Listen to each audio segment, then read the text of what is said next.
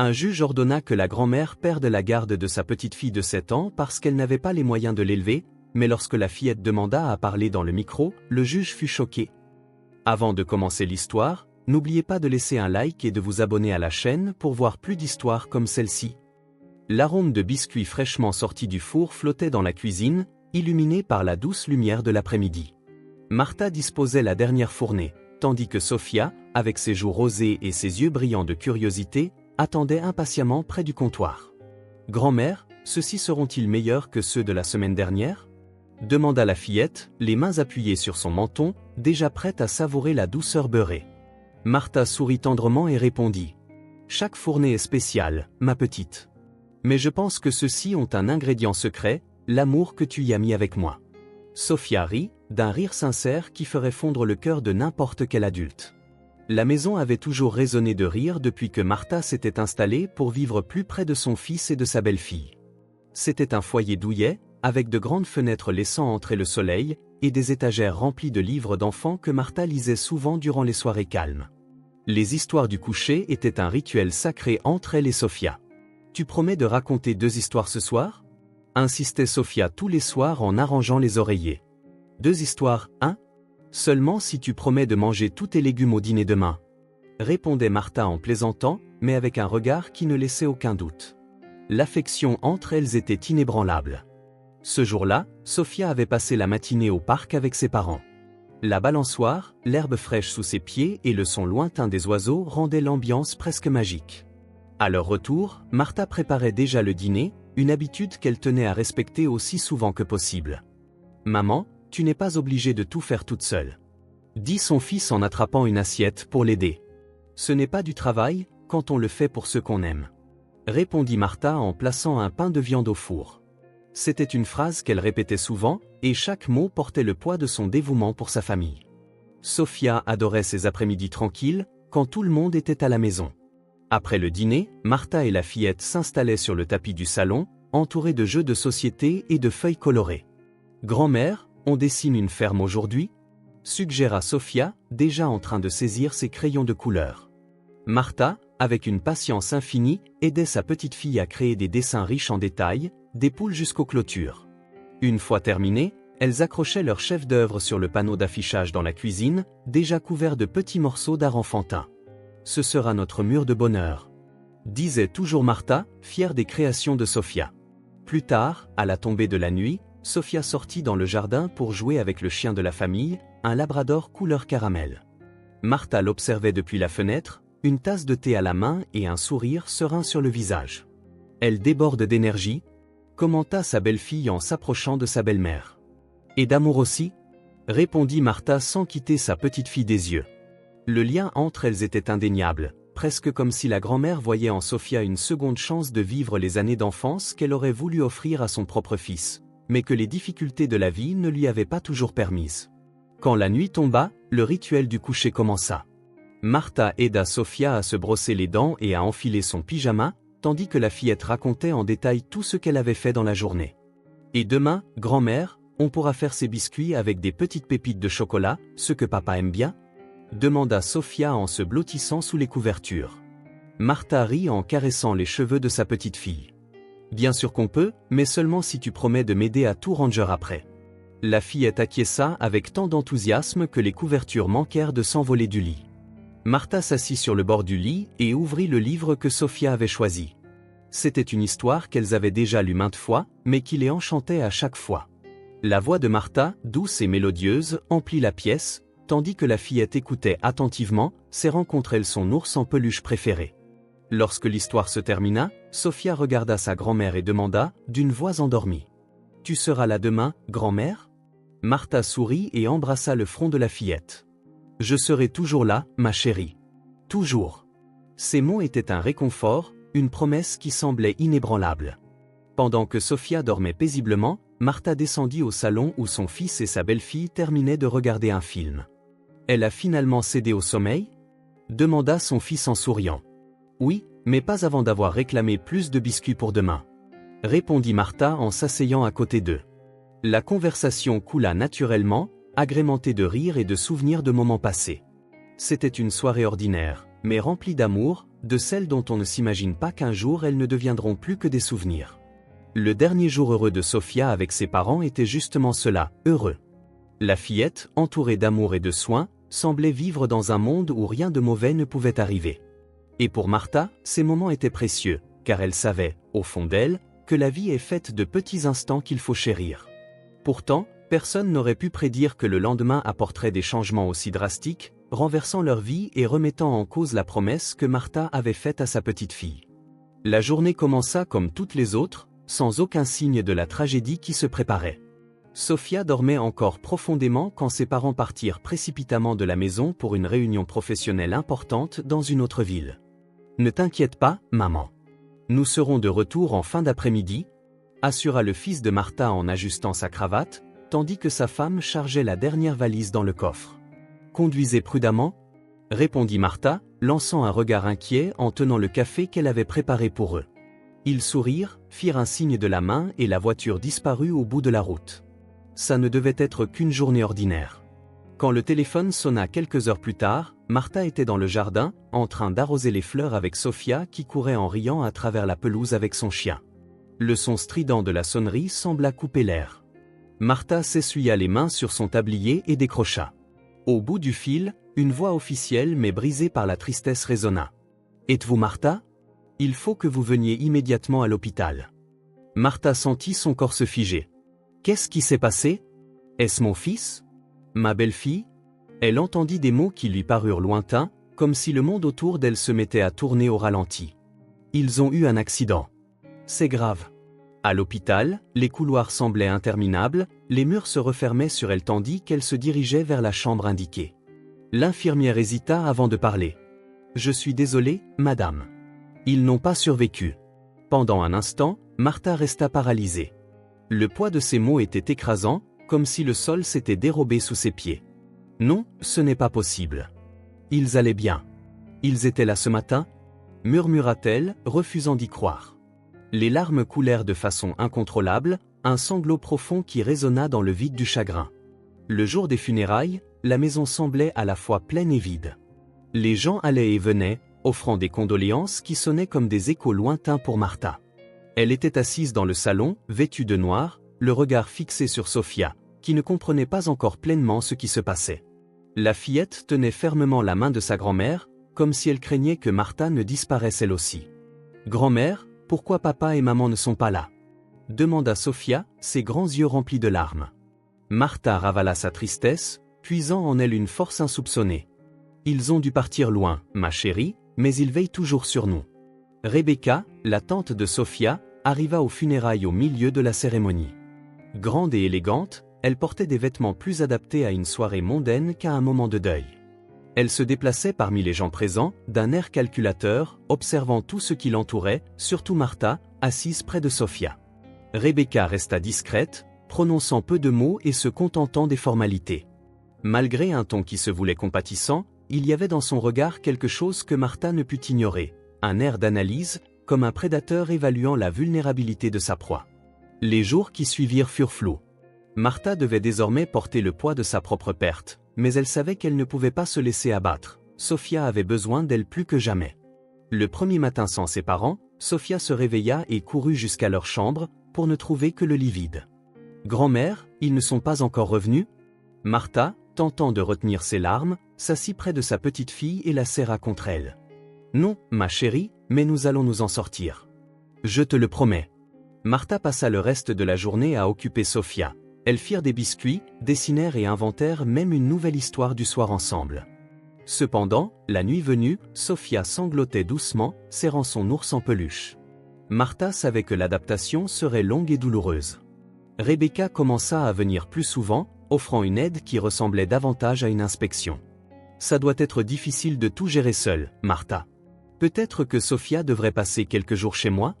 J'ai de la place et je peux lui offrir ce dont elle a besoin. » suggéra-t-elle lors d'une de ses visites. Martha, bien que fatiguée et épuisée émotionnellement, répondit avec fermeté. « Sofia a besoin de stabilité maintenant, et cela signifie rester ici, à la maison, où elle se sent en sécurité. » Rebecca n'insista pas, mais la tension entre elles était palpable. Au fil des semaines, Martha fit tout son possible pour que Sofia retrouve une certaine normalité. Elle l'inscrivit à un cours de musique, un souhait que la fillette avait toujours exprimé. Elle parcourait le chemin de l'école à pied les premiers jours, Martha attendant dehors jusqu'à ce que Sofia lui fasse un signe de la fenêtre de la classe. Les dessins de Sofia avaient changé, autrefois vifs et colorés, ils se teintaient désormais de tons plus sombres, avec des nuages gris et des silhouettes semblant pleurer. Martha voyait l'impact émotionnel que la perte de ses parents avait sur la fillette, mais elle tâchait de ne jamais montrer sa propre tristesse devant elle. Pendant ce temps, Rebecca semblait toujours rôder. Au cours d'une conversation avec un voisin, Martha apprit que Rebecca posait beaucoup de questions sur la situation financière de la famille. En réalité, Rebecca avait des plans bien définis. Elle avait appris l'existence d'un héritage laissé par les parents de Sofia. L'idée qu'une fortune soit liée à la garde de Sofia la motivait de plus en plus. Sa présence aux funérailles n'était pas seulement par respect, mais bien pour évaluer comment elle pourrait manipuler la situation. Dans ces moments de solitude, Rebecca commençait déjà à élaborer des stratégies, planifiant chaque étape pour parvenir à ses fins. Pendant ce temps, la vie de Martha et Sofia suivait son cours, même si chaque jour était une lutte contre la tristesse et le manque. Le soir, lorsque Sofia s'endormait enfin, Martha restait assise dans la cuisine avec une tasse de thé, regardant la photo de son fils et de sa belle-fille posée dans un cadre. « Je promets de prendre soin d'elle. Je promets qu'elle sera heureuse. » murmurait-elle, comme une prière. Pourtant, l'ombre de Rebecca continuait de croître. Martha sentait que quelque chose n'allait pas, mais sa priorité restait de protéger Sofia, même si le monde semblait s'effondrer autour d'elle. La maison était silencieuse, bien différente d'autrefois, quand les rires résonnaient entre les murs et que les conversations animées emplissaient l'air. À présent, Martha faisait tout pour apporter un peu de joie à Sofia. C'était une tâche ardue, mais elle n'avait pas d'autre choix. Ce matin-là, alors qu'elle préparait des crêpes, Martha observait sa petite fille, assise à la table, balançant ses pieds en regardant distraitement par la fenêtre. « Tu veux du sirop d'érable aujourd'hui, ou tu préfères du miel ?» demanda Martha d'un ton enjoué, essayant de la faire sourire. Sofia leva les yeux, força un léger sourire et murmura. « Du miel, grand-mère. » Martha comprit que la route serait longue pour redonner du bonheur à la fillette. Après le petit déjeuner, elle tenta de la distraire en lui proposant une promenade au parc. Les feuilles des arbres commençaient déjà à tomber, créant un paysage magnifique mais mélancolique, à l'image de leur état émotionnel. Tandis que Sofia jouait sur le toboggan, Martha s'assit sur un banc proche, tenant un sac de collation. Un groupe de mères discutait plus loin, mais Martha se sentait à part, comme si elle vivait désormais dans un monde différent, où la tristesse était son unique compagne. Malgré les difficultés, Martha essayait de créer des moments spéciaux pour Sofia. Le soir, elle reprenait le rituel des histoires au coucher, tenant le même livre qu'elle lisait lorsque les parents de Sofia étaient encore là. Il était une fois, dans un royaume lointain, une princesse qui affrontait de nombreux défis pour trouver le bonheur. Commençait Martha d'une voix douce et rythmée. Sofia, serrant son ours en peluche, écoutait attentivement. À la fin de l'histoire, la fillette murmura. « Tu crois que maman et papa peuvent m'entendre, là-haut » Martha sentit un nœud dans sa gorge, mais répondit d'une voix assurée. « Oui, ma chérie, ils t'entendent toujours et ils nous encouragent. » Pendant que Martha consacrait toute son énergie à sa petite fille, Rebecca agissait dans l'ombre. Dans une conversation avec un avocat de la famille, Rebecca aborda la question de l'héritage laissé par les parents de Sofia. Le montant était suffisamment important pour assurer l'éducation et l'avenir de la fillette. « L'héritage est lié à la garde de l'enfant », expliqua l'avocat en regardant Rebecca. Derrière son sourire poli, elle calculait déjà comment exploiter cette information à son avantage. L'idée que Martha puisse gérer cette fortune la rendait furieuse. Rebecca commença alors à se rendre plus souvent chez Martha, arborant sans cesse un sourire cordial et posant des questions apparemment anodines. « Comment ça va, Martha ? Avez-vous besoin d'aide pour Sofia ? Je sais combien cela doit être difficile pour vous de tout gérer seul. » Elle prononçait ces mots tout en déposant un panier de fruits parfaitement arrangé sur la table. Martha, toujours polie, lui offrait du thé, mais ses réponses restaient brèves. « Nous allons bien, Rebecca. Sofia est une enfant forte. Nous nous adaptons. » Elle gardait un ton serein, tout en sentant au fond d'elle qu'il y avait un malaise. Elle remarquait le regard de Rebecca, qui examinait chaque recoin de la maison, comme à la recherche de quelque chose en particulier. « Merci pour ta visite, mais nous nous en sortons. » ajoutait-elle, laissant entendre clairement qu'elle n'avait pas besoin d'aide. Rebecca, néanmoins, insistait, s'approchant de Sofia avec un air affectueux.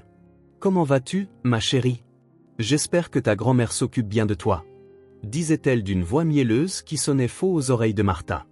La fillette se contentait de hocher la tête timidement, ressentant elle aussi le malaise ambiant. Martha se méfiait de cette soudaine gentillesse, mais, pour l'instant, elle préférait rester calme. Son objectif était de protéger Sophia et de s'assurer que la fillette ressente au moins un semblant de normalité dans cette nouvelle vie qu'elle construisait. Malgré tout, elle savait qu'elle devait rester en alerte. Rebecca n'avait jamais montré d'intérêt auparavant, et voilà qu'elle s'impliquait étrangement dans leur quotidien. Le temps passait lentement pour Martha et Sophia, mais Rebecca, toujours calculatrice, voyait cela comme une opportunité pour faire avancer ses plans. Progressivement, elle apparut de plus en plus souvent, à chaque fois avec un prétexte convaincant. « Je suis juste venue voir comment vous alliez » disait-elle, tandis que ses yeux continuaient à analyser la maison, comme si elle cherchait quelque chose. Martha, bien que méfiante, restait courtoise. Rebecca saisissait la moindre occasion pour tendre ses pièges. Lors d'une de ses visites, elle remarqua que Sophia était tombée et s'était écorché le genou en jouant dans le jardin. Aussitôt, elle s'empressa de dire « Oh, laisse-moi m'en occuper. J'ai une excellente crème dans ma voiture. » Martha, occupée à préparer le dîner, ne prêta pas trop attention. Rebecca alla chercher la crème, mais au lieu de l'appliquer, elle prit en photo les raflures, immortalisant aussi la fillette en pleurs à ce moment précis. « Pauvre petite, elle doit avoir mal. » murmura Rebecca, d'un ton dépourvu de la moindre vraie compassion. Quelques jours plus tard, Rebecca réapparut, cette fois avec un sac rempli de jouets. « J'ai pensé que ça ferait plaisir à Sophia, » dit-elle avec un large sourire. Sophia, innocente, fut ravie, mais Martha garda un œil méfiant sur Rebecca. Tandis que Sophia jouait, Rebecca fit en sorte de circuler dans la maison, feignant une simple curiosité. En ouvrant les placards de la cuisine, elle demanda d'un air nonchalant. « Tu gardes toujours ces vieux médicaments de mon frère ? C'est dangereux de conserver ça quand on a un enfant à la maison. » Martha fronça les sourcils, trouvant la remarque étrange. Avant qu'elle ne puisse répondre, Rebecca prenait déjà des photos discrètement. Le piège de Rebecca se refermait avec une précision glaçante. Elle manipulait de simples scènes du quotidien pour donner l'impression que Sophia était en danger. Un jour, tandis que la fillette peignait dans le jardin, Rebecca, d'un air inquiet, suggéra à Martha d'aller chercher de l'eau pour nettoyer. Dès que la grand-mère s'éloigna, Rebecca poussa un pot de peinture tout près de Sophia et prit davantage de clichés, comme si l'enfant était livrée à elle-même au milieu du désordre. C'est si facile de créer la scène parfaite, pensa Rebecca, satisfaite de ses avancées. Mais elle n'en resta pas là. Un autre jour, en visite, elle laissa tomber volontairement un petit flacon de médicaments dans le salon, juste à côté de Sophia qui jouait avec ses cubes. Plus tard, lorsque Martha découvrit le flacon, Rebecca s'exclama, feignant l'horreur. « Martha, je n'en reviens pas que tu laisses traîner un objet si dangereux à portée de sa main. » Sophia aurait pu se faire très mal. Martha, déconcertée, tenta de se défendre, mais Rebecca prenait déjà des photos pour documenter cette prétendue négligence. Rebecca porta ses preuves à une assistante sociale qu'elle connaissait, racontant une version déformée des faits. « Je suis inquiète pour ma nièce » disait-elle d'un ton faussement affligé. « Ma mère vieillit et j'ai peur qu'elle ne soit pas en mesure de s'occuper convenablement de Sophia. Regardez, j'ai pris ces photos pour montrer la situation. » Les clichés soigneusement sélectionnés semblaient raconter une histoire de négligence et de danger imminent. Pendant ce temps, Martha, loin de se douter de l'ampleur des intentions de Rebecca, continuait de se concentrer sur la vie de Sophia, tâchant de ne pas rompre ce fragile équilibre qu'elles avaient instauré. Malgré sa méfiance, elle n'aurait jamais imaginé que quelqu'un puisse utiliser l'innocence de Sophia comme une arme. Un après-midi, Sophia rentra dans la maison après avoir joué dans le jardin, avec quelques égratignures sur les bras causées par la chute d'une branche. Rebecca, toujours prête à déformer la réalité, s'empressa de saisir la fillette par les épaules et demanda à haute voix. « Qu'est-ce qui t'est arrivé ? Comment ta grand-mère a-t-elle pu laisser faire ça ?»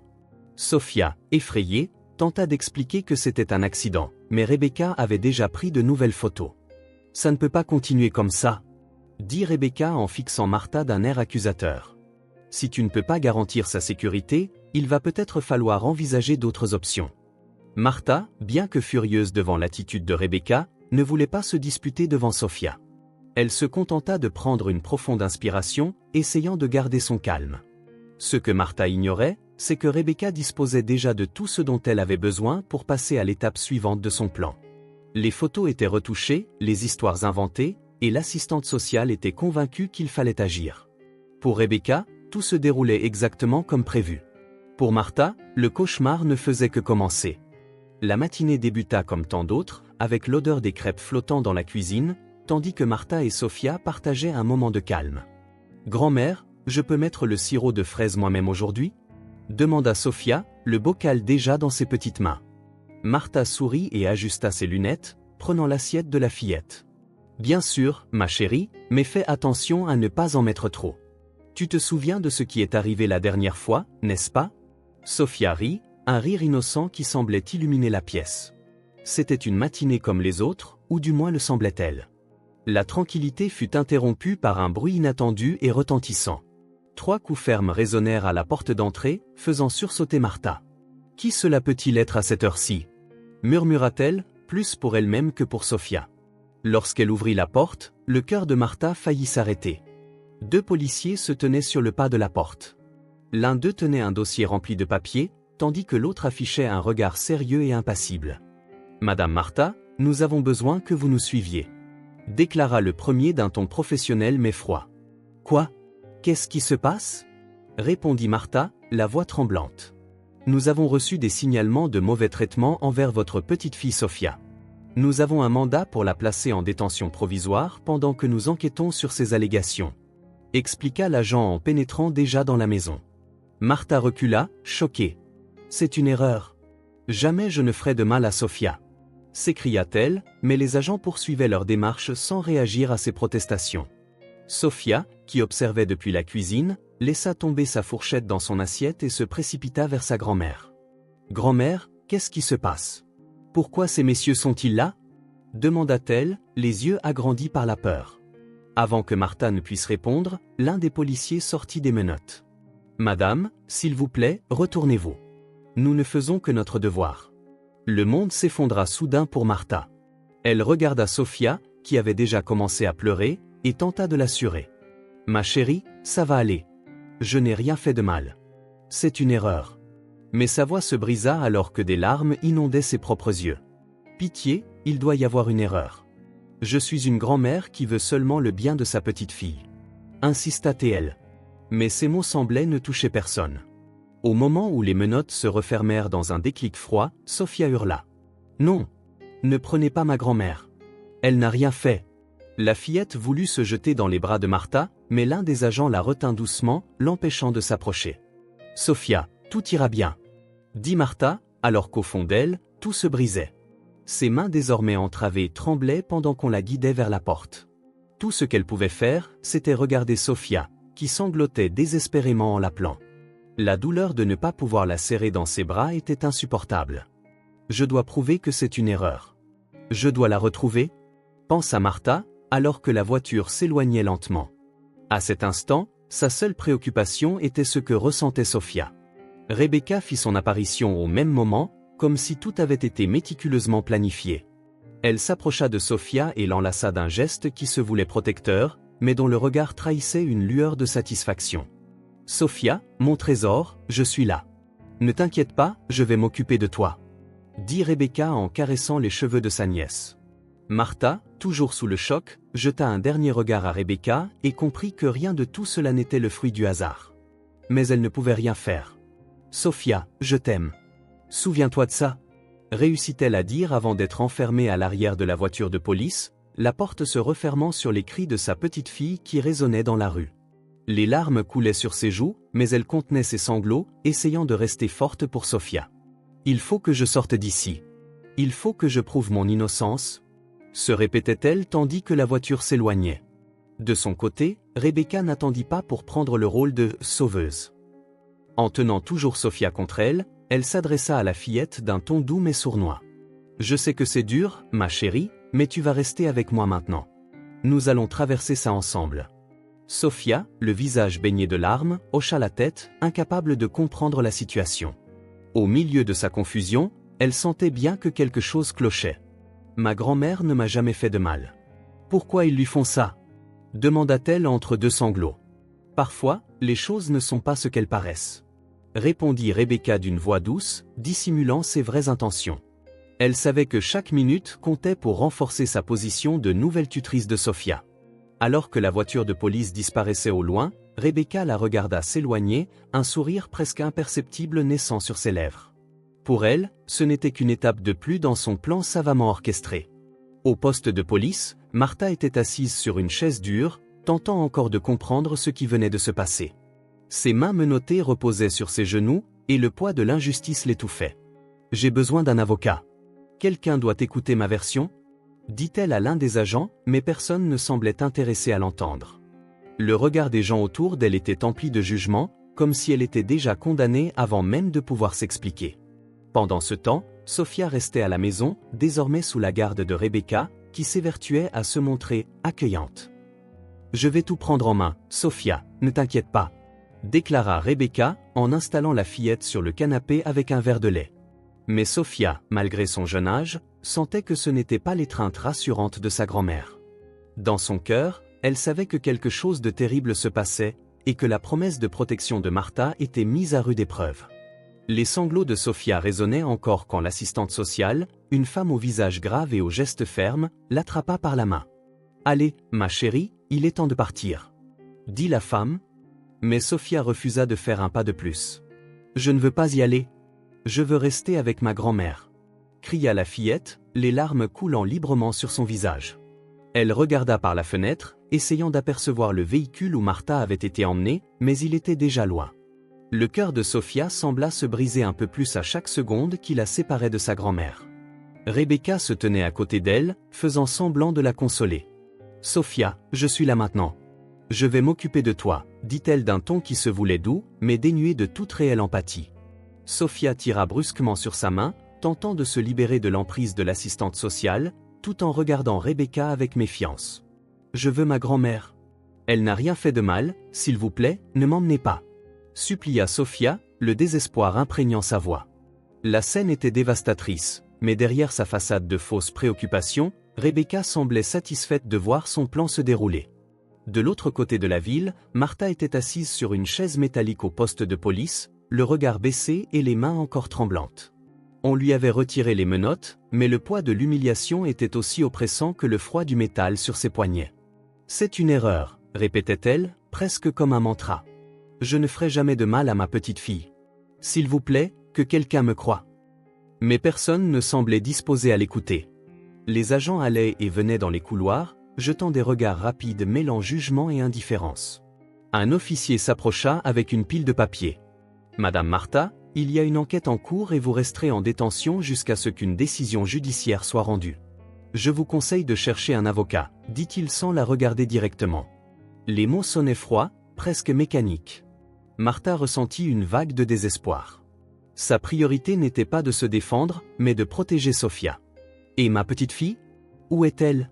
Elle a besoin de moi, insista-t-elle. Mais l'officier se contenta de répondre. « Elle est emmenée dans un endroit sûr. » Pendant ce temps, Rebecca avait déjà obtenu ce qu'elle voulait. D'un ton calculé et avec l'attitude de quelqu'un qui se prend pour une héroïne, elle assura à l'assistante sociale que Sophia serait entre de bonnes mains. « Je ne veux que le bien de Sophia, » dit Rebecca avec une expression de fausse sincérité. L'assistante sociale, peut-être aveuglée par l'air apparemment bienveillant de Rebecca, signa les papiers pour la garde temporaire sans poser de questions. On aurait dit que tout avait été orchestré pour faire apparaître Rebecca comme la seule solution. Sophia, de son côté, se sentait complètement perdue. Lorsqu'on la fit enfin monter dans la voiture de l'assistante sociale, elle se tourna vers la fenêtre et cria, espérant que Martha pourrait l'entendre où qu'elle se trouve. « Grand-mère, je t'aime. J'ai besoin de toi. » Mais il n'y eut aucune réponse. La fillette serra fort contre elle son ours en peluche, le même que Martha lui avait offert, et sanglota en silence. Au poste de police, Martha ferma les yeux un instant, essayant de rassembler ses forces. Sans entendre les cris de Sophia, elle savait que sa petite fille souffrait autant qu'elle. « Je n'abandonnerai pas », murmura-t-elle pour elle-même alors qu'une larme solitaire roulait sur sa joue. « Je prouverai que tout cela est un mensonge. Pour toi, Sophia, je me battrai. » Pendant ce temps, en prison, Martha s'efforçait de s'accrocher au moindre souvenir de Sophia pour ne pas perdre espoir. Elle repensait aux moments heureux qu'elles avaient partagés, les après-midi cookies, les dessins sur le mur de la cuisine, les histoires racontées au coucher. Chaque souvenir était comme un fil la rattachant à la réalité, un rappel qu'elle devait se battre. « Il faut que je sorte d'ici. Il faut que je prouve que je ne suis pas coupable, se répétait-elle, même si, au fond d'elle, elle ignorait par où commencer. La solitude était immense, mais son amour pour Sophia était plus grand encore.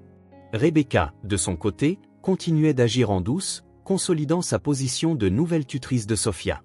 Elle rendait visite à l'avocat de la famille, où elle se présentait comme une tante préoccupée et dévouée. « Je veux seulement ce qu'il y a de mieux pour ma nièce », disait-elle d'un ton qui semblait sincère à ceux qui ne connaissaient pas ses véritables intentions. Chaque geste était calculé, chaque action méticuleusement planifiée pour consolider son contrôle sur la situation. Malgré tout, un sentiment profond disait à Sophia que quelque chose n'allait pas. « Grand-mère m'a toujours dit qu'il fallait se battre pour ce qui est juste », songea la fillette, sans savoir exactement comment elle pourrait agir. Pour le moment, elle ne pouvait qu'attendre et garder la foi que Martha trouverait un moyen de revenir vers elle. Dans son cœur d'enfant, elle avait la certitude que l'amour de sa grand-mère était plus fort que tous les plans de Rebecca. La salle de classe, habituellement emplie de rires d'enfants et de conversations animées, était étrangement silencieuse ce matin-là. Sophia était assise au fond de la pièce, les épaules voûtées et le regard fixé sur son cahier, comme si elle essayait de disparaître entre les lignes du papier. Madame Margaret, une enseignante attentive et dévouée, remarqua aussitôt que quelque chose n'allait pas. Sophia, qui était autrefois l'une des élèves les plus participatives et enthousiastes, semblait désormais n'être qu'une ombre de l'enfant qu'elle connaissait. « Bonjour, Sophia », dit la professeure en essayant de l'encourager alors qu'elle circulait parmi les élèves. Sophia leva les yeux un bref instant et marmonna « Bonjour », avant de reporter son attention sur son cahier, gribouillant quelque chose sans réelle intention. Madame Margaret fronça les sourcils, inquiète. Elle avait toujours eu une affection particulière pour Sophia, qui apportait une énergie unique aux activités de classe, mais cette énergie semblait désormais avoir disparu.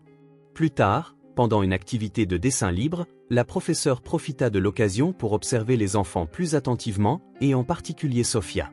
C'était une activité simple et créative, les élèves pouvaient dessiner ce qu'ils voulaient.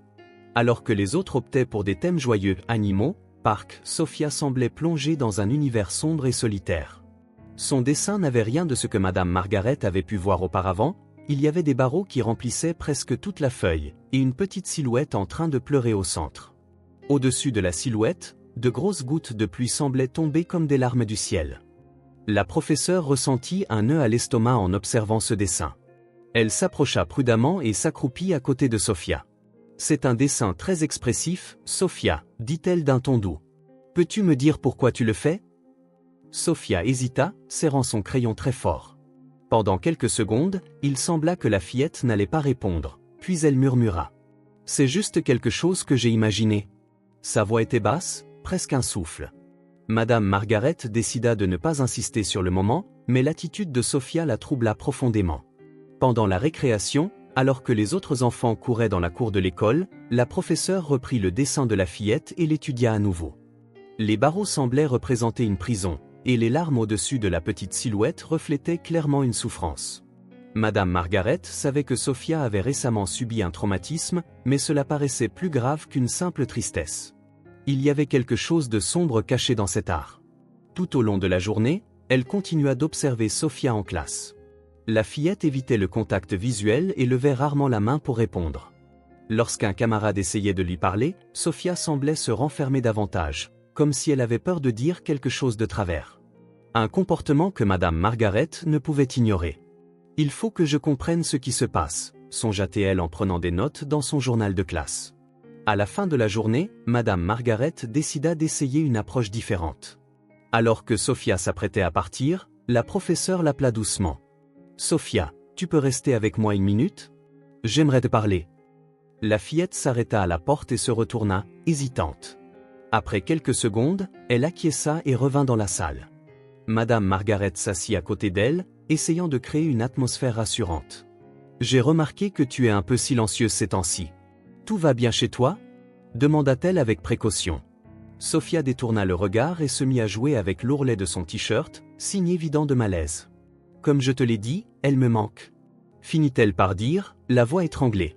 Madame Margaret sentit son cœur se serrer. « J'imagine que ça doit être très difficile pour toi, » répondit-elle d'un ton doux. « Veux-tu m'en parler ? Je suis là pour aider. » Pendant un instant, on eut l'impression que Sophia allait s'ouvrir, puis elle secoua vivement la tête. « Je ne peux pas en parler. » Tante m'a dit que je ne devais pas. Cette réponse fit comprendre à la professeure que la situation était plus sérieuse qu'il n'y paraissait. Quelque chose empêchait Sophia d'exprimer ce qu'elle ressentait, ce qui n'était pas naturel pour une enfant. C'est d'accord, Sophia. Tu n'es pas obligée de parler maintenant. Je veux juste que tu saches que je suis là, si tu as besoin, conclut Madame Margaret en posant la main sur l'épaule de la fillette. Sophia se contenta de hocher la tête et partit en silence. Plus tard, seule dans la salle, Madame Margaret reprit le dessin de Sophia. Il y avait une tristesse profonde chez cet enfant, un sentiment qui ne pouvait être ignoré. La professeure savait qu'elle devait agir, mais elle comprenait aussi qu'elle devait être prudente. Sophia avait clairement peur, et la forcer à parler risquerait de la faire se replier encore davantage. Il faut que je trouve un moyen de l'aider, songea-t-elle en rangeant le dessin dans son dossier. Cette nuit-là, Madame Margaret dormit mal. Les barreaux du dessin de Sophia semblaient la hanter. Elle savait qu'elle devait agir, mais aussi qu'elle devait s'assurer que la fillette se sente en sécurité. Il était évident que Sophia traversait quelque chose de terrible, et la professeure sentait peser sur elle une immense responsabilité, celle d'être le soutien dont Sophia avait besoin en ces moments difficiles. Pendant la récréation, Sophia s'assit dans un coin isolé de la cour d'école, serrant ses genoux contre elle et se balançant doucement, comme si elle cherchait du réconfort dans son propre corps. De loin, Madame Margaret l'observait, le cœur serré. Ce n'était plus la même enfant enjouée qui, autrefois, emplissait la classe de rire et de curiosité. Déterminée à aider, la professeure prit une profonde inspiration et s'approcha avec précaution, s'asseyant à côté de Sophia en silence. « C'est d'accord si tu ne veux pas parler, Sophia », commença-t-elle d'une voix douce, tout en regardant la cour d'école vide autour d'elle. « Je veux juste que tu saches que je suis là. Tu ne dois pas avoir peur de moi. » Sophia resta silencieuse quelques instants, serrant encore plus ses genoux, comme si elle luttait intérieurement. La professeure attendit patiemment, sentant que la fillette était sur le point de céder à la pression. Finalement, Sophia leva ses yeux, remplis de larmes. « Ma grand-mère me manque tellement », chuchota-t-elle, presque inaudible. Madame Margaret se pencha légèrement vers elle, conservant un ton calme et chaleureux. « Je sais que c'est très difficile pour toi, dit-elle sincèrement. Ta grand-mère t'aime énormément, Sophia. Veux-tu me raconter ce qui s'est passé? Peut-être que je peux t'aider. » Les mots de la professeure semblèrent ouvrir une porte à l'intérieur de Sophia. La fillette se mit à parler entre deux sanglots, la voix tremblante et pleine d'émotion. « Ma grand-mère ne m'a jamais fait de mal. Elle s'est toujours occupée de moi, elle me racontait des histoires et faisait des cookies avec moi. Je ne comprends pas pourquoi ils lui ont fait ça, » dit-elle, le visage rouge et trempé de larmes. « Maintenant, ma tante dit que je ne peux pas la voir. J'ai demandé tellement de fois, mais elle a dit non. » Madame Margaret ressentit un mélange de tristesse et d'indignation en entendant les paroles de Sophia. Il était évident que quelque chose n'allait pas du tout, et elle savait qu'elle ne pouvait pas l'ignorer. « Sophia, je te crois, » dit-elle d'un ton ferme, tout en serrant doucement la main de la fillette. « Et je te promets que je t'aiderai. Mais il va falloir faire ça avec prudence, pour que personne ne te fasse de mal ou ne te fasse taire. Tu me fais confiance ?» Sophia hocha lentement la tête, essuyant ses larmes du revers de la main. « Je te fais confiance, » murmura-t-elle, en plongeant pour la première fois ses yeux dans ceux de la professeure, avec une lueur d'espoir. Madame Margaret sut que ce moment était crucial. Sophia s'était ouverte à elle, et il lui incombait désormais de s'assurer que la vérité éclate. Après que Sophia fut retournée en classe, la professeure se mit à réfléchir aux prochaines étapes. Elle savait qu'il lui faudrait des preuves pour aider Martha et protéger Sophia, mais elle savait surtout qu'elle devait faire preuve de discrétion. Tout faut pas risquer de mettre la fillette en danger. Déterminée, la professeure conserva le dessin avec les barreaux et les larmes que Sophia avait réalisé la veille, et commença à prendre des notes sur ce que la fillette lui avait confié. Ce soir-là, Madame Margaret veilla tard, recherchant des moyens de signaler la situation sans compromettre la sécurité de Sophia. Elle savait qu'elle allait se heurter à de nombreux obstacles, mais elle savait aussi qu'elle ne pouvait pas abandonner la fillette. Le cœur lourd mais résolu, elle murmura pour elle-même. « Je ferai tout ce qui est en mon pouvoir pour te rendre ta grand-mère, Sophia. Tu mérites d'être avec ceux qui t'aiment vraiment. » La relation entre Sophia et Madame Margaret se renforça au fil des jours. La fillette, encore traumatisée par l'absence de sa grand-mère, voyait désormais la professeure comme une figure de soutien. Chaque fois qu'elle le pouvait, Sophia se rapprochait de Madame Margaret, en quête de réconfort et de sécurité. Le comportement de la fillette était différent, plus silencieux et renfermé, mais il y avait de timides moments d'ouverture lorsqu'elle était avec la professeure. Madame Margaret savait qu'il restait encore beaucoup à découvrir. Un matin, tandis que les enfants étaient en activité d'écriture, Madame Margaret remarqua que Sophia semblait mal à l'aise. Elle touchait sans cesse son bras droit, comme si quelque chose la faisait souffrir. Intriguée, elle s'approcha du bureau de la fillette et s'accroupit à côté d'elle. « Tout va bien, Sophia? Ton bras te fait mal ?» demanda-t-elle doucement, pour ne pas attirer l'attention des autres élèves. Sophia hésita, fuyant son regard. Mais Madame Margaret remarqua quelque chose d'alarmant, une marque sombre, semblable à un bleu, visible sur la peau délicate de la fillette. Le cœur de la professeure se serra. Essayant de ne pas l'effrayer davantage, elle insista doucement. « Ma chérie, si tu es blessée, je peux t'aider. Tu veux bien me dire ce qui s'est passé ?» Sophia resta d'abord silencieuse, mais son hésitation parlait pour elle. Finalement, elle murmura. « C'est quand je suis tombée dans la chambre. » Pourtant, quelque chose dans sa voix ne sonnait pas vrai. Madame Margaret comprit que Sophia cachait la vérité. Son instinct lui disait que cela avait un lien direct avec Rebecca. Plus tard, durant la récréation, la professeure trouva de nouveau un moment seul avec la fillette. « Sophia, je sais qu'il peut être difficile de parler de certaines choses, mais sache que je suis là pour t'aider. Personne ne pourra te faire de mal tant que je serai là, dit-elle d'un ton à la fois ferme et rassurant.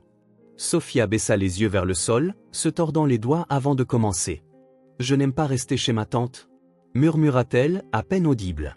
« Elle me verrouille toujours dans la chambre quand elle sort.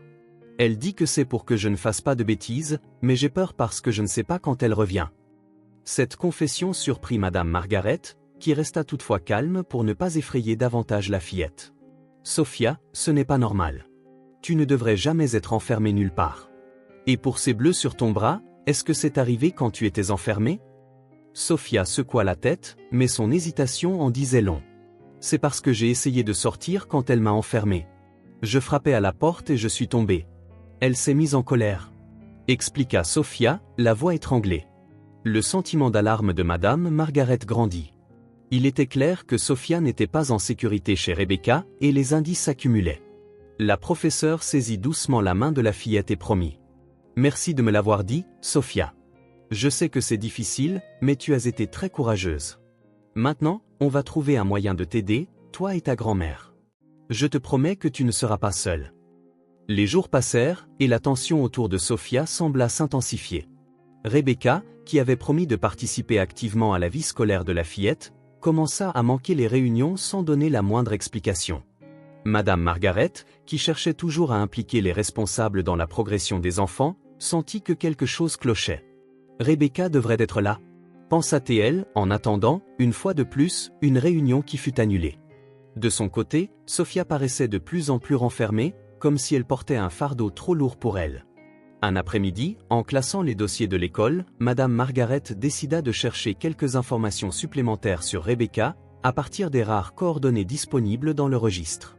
Ce qu'elle découvrit l'alarma, Rebecca avait un passé financier inquiétant, dettes accumulées, dossiers de poursuite pour défaut de paiement, prénoms remboursés et même une saisie récente. Tout cela expliquait son comportement négligent et renforçait le soupçon de la professeure. Rebecca avait peut-être des motivations financières pour conserver la garde de Sophia. Pendant ce temps, à la maison, Sophia vivait dans un climat de plus en plus glacial et oppressant.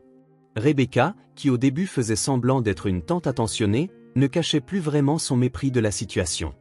La fillette était constamment laissée seule dans sa chambre pendant que Rebecca sortait, affirmant avoir des choses importantes à régler. Une nuit, alors qu'elle jouait avec son ours en peluche, Sophia entendit des voix dans le couloir. Rebecca était au téléphone, parlant à voix basse, visiblement irritée. « Je sais que le marché immobilier est difficile, mais la maison doit être vendue bientôt, » disait-elle, la voix chargée de frustration. Sophia s'approcha de la porte, tendant l'oreille. « Cette vieille femme a laissé toute la maison au nom de la gamine, mais c'est moi qui gère maintenant. Personne ne va contester ça. » Il y eut un silence pendant que Rebecca écoutait l'interlocuteur, puis elle répondit. « Bien sûr qu'elle ne sait rien, c'est une enfant. Elle ne comprend même pas comment ces choses-là marchent. » Rebecca conclut avec un rire froid. Sophia recula jusqu'à son lit, le cœur battant à tout rompre. L'idée que la maison de sa grand-mère, le lieu de tant de souvenirs heureux, puisse être vendue à son insu la terrifiait. « C'est pas juste ?» chuchota-t-elle en serrant son ours tout contre elle. La fillette savait qu'elle devait parler de tout cela à quelqu'un, mais la peur de la réaction de Rebecca l'en empêchait pour l'instant. Le lendemain, Sophia arriva à l'école encore plus silencieuse que d'habitude. Madame Margaret, déjà sur le qui-vive, remarqua tout de suite que quelque chose la troublait. Pendant la récréation, elle réussit à s'isoler avec la fillette et à lui demander doucement. « Ma chérie, est-ce que tout va bien? Tu sembles inquiète. » Sophia hésita, puis trouva le courage de parler. « J'ai entendu ma tante au téléphone hier. Elle veut vendre la maison de grand-mère.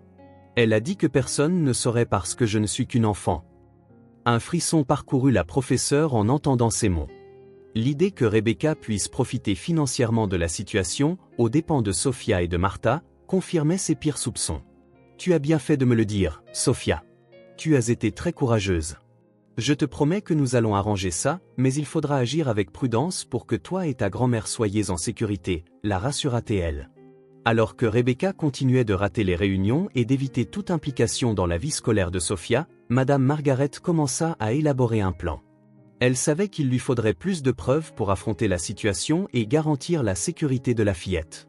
Chaque conversation avec Sophia apportait son lot de révélations, et la professeure était bien décidée à assembler toutes les pièces du puzzle pour demander de l'aide au bon moment. Chez elle, Rebecca poursuivait son petit jeu, comme si elle maîtrisait tout. Elle passait des heures au téléphone, négociant et magouillant, sans se douter que Sophia, avec sa sensibilité d'enfant, observait et comprenait bien plus qu'elle ne l'imaginait. Derrière son assurance apparente, Rebecca sentait néanmoins la pression monter. Ses dettes n'attendaient pas, et chaque jour sans solution financière la rapprochait un peu plus du gouffre. La tension entre les mondes de Rebecca et de Sophia s'accentuait. Pour Rebecca, la fillette était la clé pour résoudre ses problèmes. Pour Sophia, la professeure représentait un espoir au milieu des ténèbres. Toutes deux savaient que quelque chose était sur le point de changer, même si elles avançaient vers la même confrontation inévitable par des chemins opposés. La nuit était calme chez Rebecca, et Sophia, seule dans sa chambre, ne parvenait pas à dormir. L'obscurité lui paraissait plus oppressante que jamais, et le bruit lointain de la télévision au rez-de-chaussée était le seul son rompant le silence. Elle serra son ours en peluche contre elle, le cœur battant. Les paroles prononcées par Rebecca au téléphone tournaient sans cesse dans sa tête. La maison doit être vendue bientôt. La sensation qu'un malheur se profilait devenait plus forte de jour en jour. Soudain, elle entendit des pas rapides dans l'escalier. Sophia ferma aussitôt les yeux, feignant de dormir. Rebecca entra dans la chambre pour prendre quelque chose, marmonnant au sujet d'un email important, puis ressortit sans remarquer qu'elle avait laissé son téléphone sur le bureau. Quand la porte se referma et que Sophia entendit les pas s'éloigner, elle ouvrit lentement les yeux et aperçut l'appareil. L'écran clignotait. Sophia hésita, son cœur se mit à cogner violemment, mais quelque chose en elle la poussa à agir avec prudence. Elle prit le téléphone, qui n'était pas verrouillé. S'affichait alors une série de messages dans une application. Certains mots attirèrent immédiatement son attention: héritage, assistante sociale et plan. Même sans tout comprendre, Sophia savait que c'était important. Elle fit défiler la conversation, lisant des messages de Rebecca à quelqu'un dont le nom lui était inconnu. « J'ai déjà la garde temporaire », disait l'un d'eux. Un autre, « La maison sera vendue dès que je réglerai l'histoire de la signature. La gamine n'en saura rien. » Et enfin, la phrase qui glaça le sang de Sophia, « L'assistante sociale est déjà de notre côté, elle assure qu'il n'y aura aucune complication légale. » Sophia sentit les larmes monter, mais elle ravala ses sanglots. Elle savait qu'elle devait faire quelque chose de ces informations.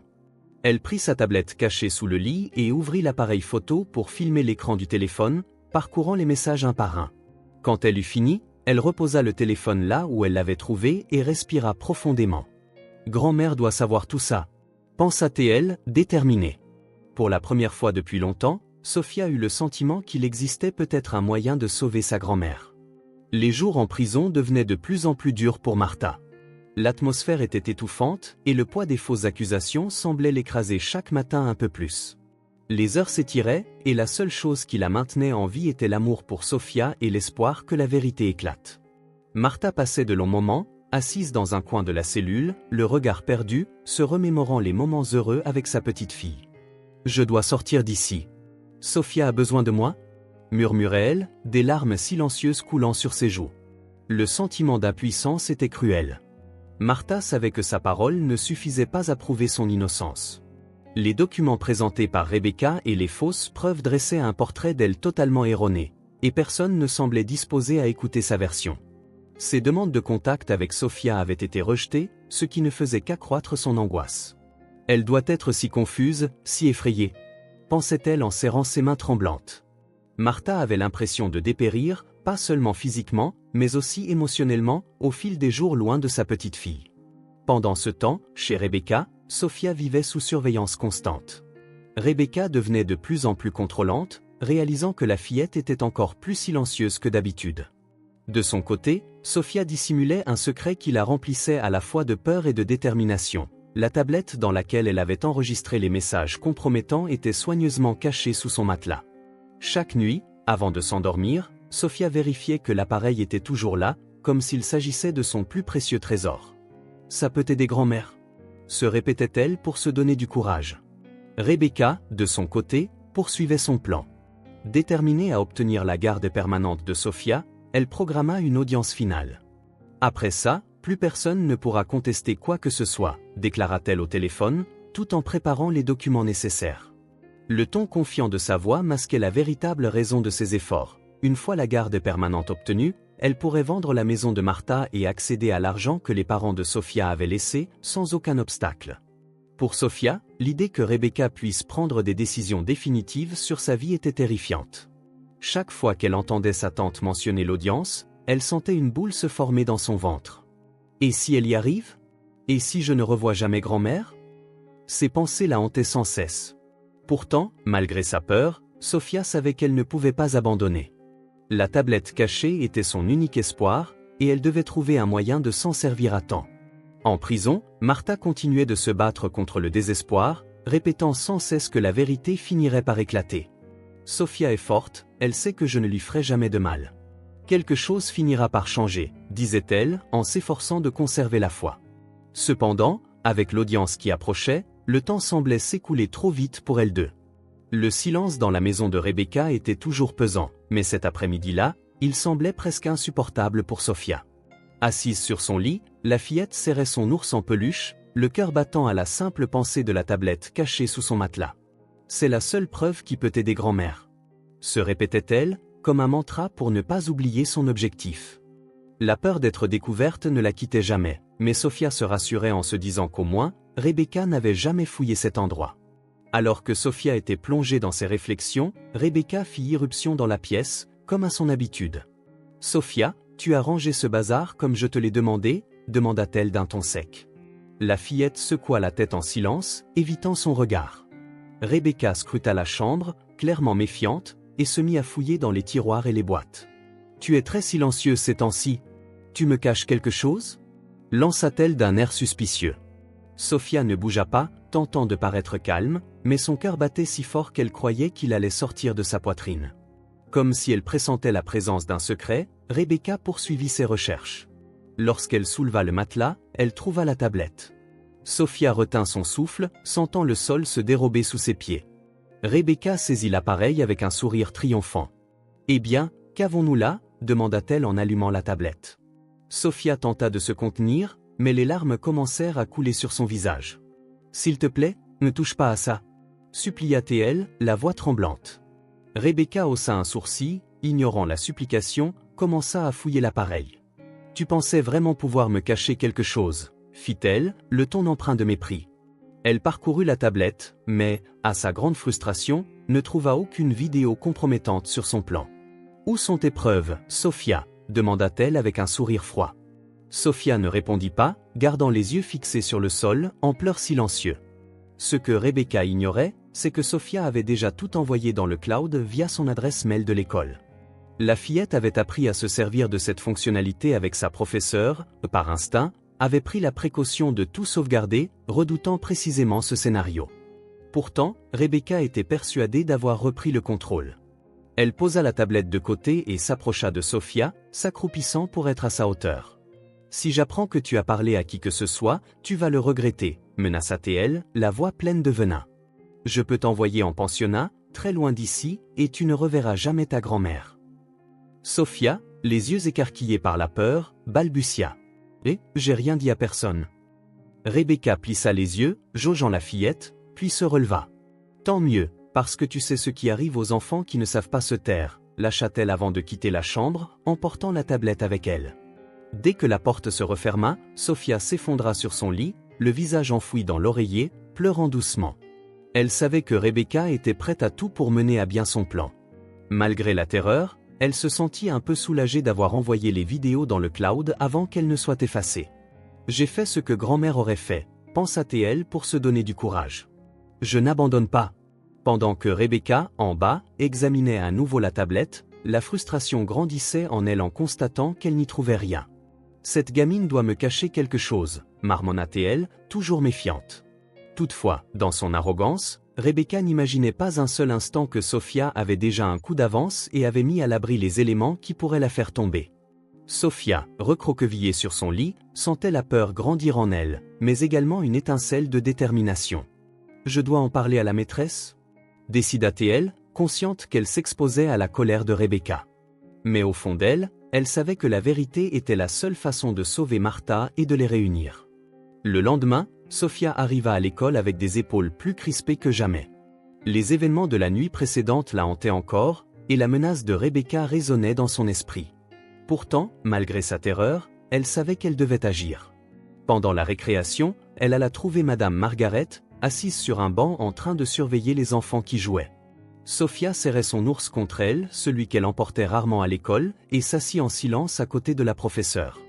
Madame Margaret perçut tout de suite la nervosité de la fillette. « Tout va bien, ma chérie ?» demanda-t-elle doucement, posant une main sur l'épaule de Sophia. La fillette hésita, mais après un instant, elle chuchota. « Ma tante a trouvé la tablette, mais j'ai réussi à sauvegarder les preuves dans le cloud. Je ne pense pas qu'elle soit au courant. » Les mots étaient bas, mais chargés de tension. Les yeux de la professeure s'agrandirent, d'abord sous l'effet de la surprise, puis elle sourit avec tendresse, admirative du courage de la fillette. « Tu as été très maligne, Sophia. Et très courageuse. Maintenant, on va s'assurer que ces preuves restent en sécurité, » répondit-elle d'un ton ferme et rassurant. À l'heure du déjeuner, Madame Margaret emmena Sophia dans le bureau du directeur, où elles purent utiliser un ordinateur pour accéder au cloud. Sophia était nerveuse, mais la présence de l'enseignante la réconfortait un peu. « Tout va bien se passer, nous sommes ensemble », déclara Madame Margaret, en aidant la fillette à se connecter à sa messagerie de l'école. Après quelques minutes de recherche, elles trouvèrent les vidéos sauvegardées. Les messages de Rebecca et son plan autour de l'héritage y figuraient, intacts. « C'est largement suffisant pour aider ta grand-mère », affirma la professeure, le regard fixé sur l'écran. Elle transféra rapidement les fichiers sur un support sécurisé et s'assura qu'il y ait des copies supplémentaires à différents endroits. Ces preuves vont faire toute la différence au tribunal. Maintenant, il faut qu'on se prépare pour le jour de l'audience, expliqua-t-elle. Sophia leva les yeux vers la professeure, et pour la première fois depuis longtemps, elle se sentit plus légère. « Tu crois que ça va sauver grand-mère » demanda-t-elle, ses yeux brillants d'espoir. « J'en suis sûre, » répondit Madame Margaret en serrant la main de Sophia. Avec les preuves en sécurité et l'audience finale qui approchait, elles savaient toutes les deux que le prochain pas serait décisif. La bataille pour la vérité ne faisait que commencer. La tension ne cessait de monter avec les jours qui passaient. Forte des preuves en sa possession, Madame Margaret savait qu'il fallait agir vite. Elle passa la nuit à examiner les messages de Rebecca, déterminée à tout organiser pour que le tribunal comprenne la situation sans équivoque. Le lendemain, après avoir déposé Sophia à l'école, la professeure se rendit chez un avocat local qu'elle connaissait d'un projet communautaire. Il avait la réputation de se battre pour les causes justes, et surtout, de ne pas avoir peur d'assumer des affaires compliquées. « J'ai besoin de votre aide », déclara Madame Margaret en entrant dans le bureau et en posant sur le bureau de l'avocat les documents et les vidéos. Il s'agit d'une fillette confiée à une tante manipulatrice. La grand-mère, qui l'a élevée avec amour, est accusée à tort de mauvais traitements. Ces preuves peuvent tout changer. L'avocat, un homme d'âge moyen à l'expression ferme, prit la tablette et commença à regarder les vidéos et à lire les messages. Au fil des minutes, son visage se ferma de plus en plus. « C'est très grave », dit-il finalement en se penchant en avant. Les messages et les manipulations sont évidents. Cette Rebecca n'exploite pas seulement la situation, mais elle met aussi la fillette en danger. Nous allons agir immédiatement. Pendant ce temps, Rebecca commençait à se rendre compte que quelque chose ne se déroulait pas comme prévu. Elle remarqua que Sophia était plus proche que jamais de Madame Margaret et que la fillette semblait moins apathique, presque comme si elle attendait quelque chose. Cela éveilla ses soupçons. Lorsqu'elle passa à l'école lors d'une de ses visites occasionnelles, elle se rendit compte que l'enseignante l'évitait délibérément. Elle sait quelque chose, pensa Rebecca en serrant les dents, décidée à garder le contrôle de la situation. Rebecca appela son avocat et insista pour avancer l'audience finale. « Je veux résoudre cela au plus vite », dit-elle avec urgence. « Je ne veux laisser à personne le temps d'interférer. » Alors que les préparatifs pour l'audience finale s'accéléraient, la nouvelle de la possible issue parvint à Martha en prison. Un officier l'appela dans la salle des visites, où un représentant légal désigné par le tribunal l'informa de l'avancement de l'affaire. « Madame Martha », commença l'homme d'un ton froid et direct, « si les accusations sont confirmées, la peine pourrait être sévère. Nous parlons de plusieurs années de prison pour maltraitance d'enfants. » Martha resta pétrifiée un instant, ressentant le poids de ces mots comme un coup de poing dans l'estomac. « Mais je n'ai rien fait. Je n'ai jamais fait de mal à ma petite fille, » s'exclama-t-elle, les yeux remplis de larmes. « Pourquoi personne ne me croit ?» Le représentant poursuivit, insensible au désespoir de Martha, « Avec les preuves présentées par Rebecca, l'affaire est contre vous. Le seul espoir serait que de nouvelles preuves apparaissent pour contester ce qui a été avancé. Sinon, le verdict sera inévitable. » Martha porta ses mains à son visage, tentant de retenir des larmes qui ne cessaient de couler. Son esprit se tourna immédiatement vers Sophia. « Elle doit avoir tellement peur. Elle a besoin de moi, » murmura-t-elle presque pour elle-même. Malgré la douleur, une lueur d'espoir brûlait encore dans son cœur. « Sophia connaît la vérité, » pensa-t-elle. « Elle trouvera un moyen de m'aider. » De l'autre côté de la ville, Rebecca continuait d'agir à la hâte, déterminée à finaliser l'audience avant que quiconque ne puisse remettre ses actes en question. « Si j'obtiens la garde permanente, personne n'osera rouvrir l'affaire, » se dit-elle en examinant les documents. Elle ignorait que Madame Margaret et Sophia étaient déjà en train de se préparer pour l'affrontement final. Ce qui semblait à Rebecca être une victoire garantie était sur le point de se transformer en cauchemar. Au cabinet de l'avocat, Madame Margaret et Sophia étaient assises côte à côte pendant que l'avocat passait en revue le dossier. « Nous allons déposer ces preuves immédiatement, » dit-il. Elles révèlent non seulement les véritables intentions de Rebecca, mais montrent aussi que l'assistante sociale était impliquée. Nous présenterons tout cela au juge avant l'audience. Sophia, bien que nerveuse, se sentit plus rassurée à ces mots. « Vous croyez que mamie va s'en sortir ?» demanda-t-elle, la voix basse mais pleine d'espoir. L'avocat esquissa un léger sourire. « Avec ces preuves, nous avons de bonnes chances.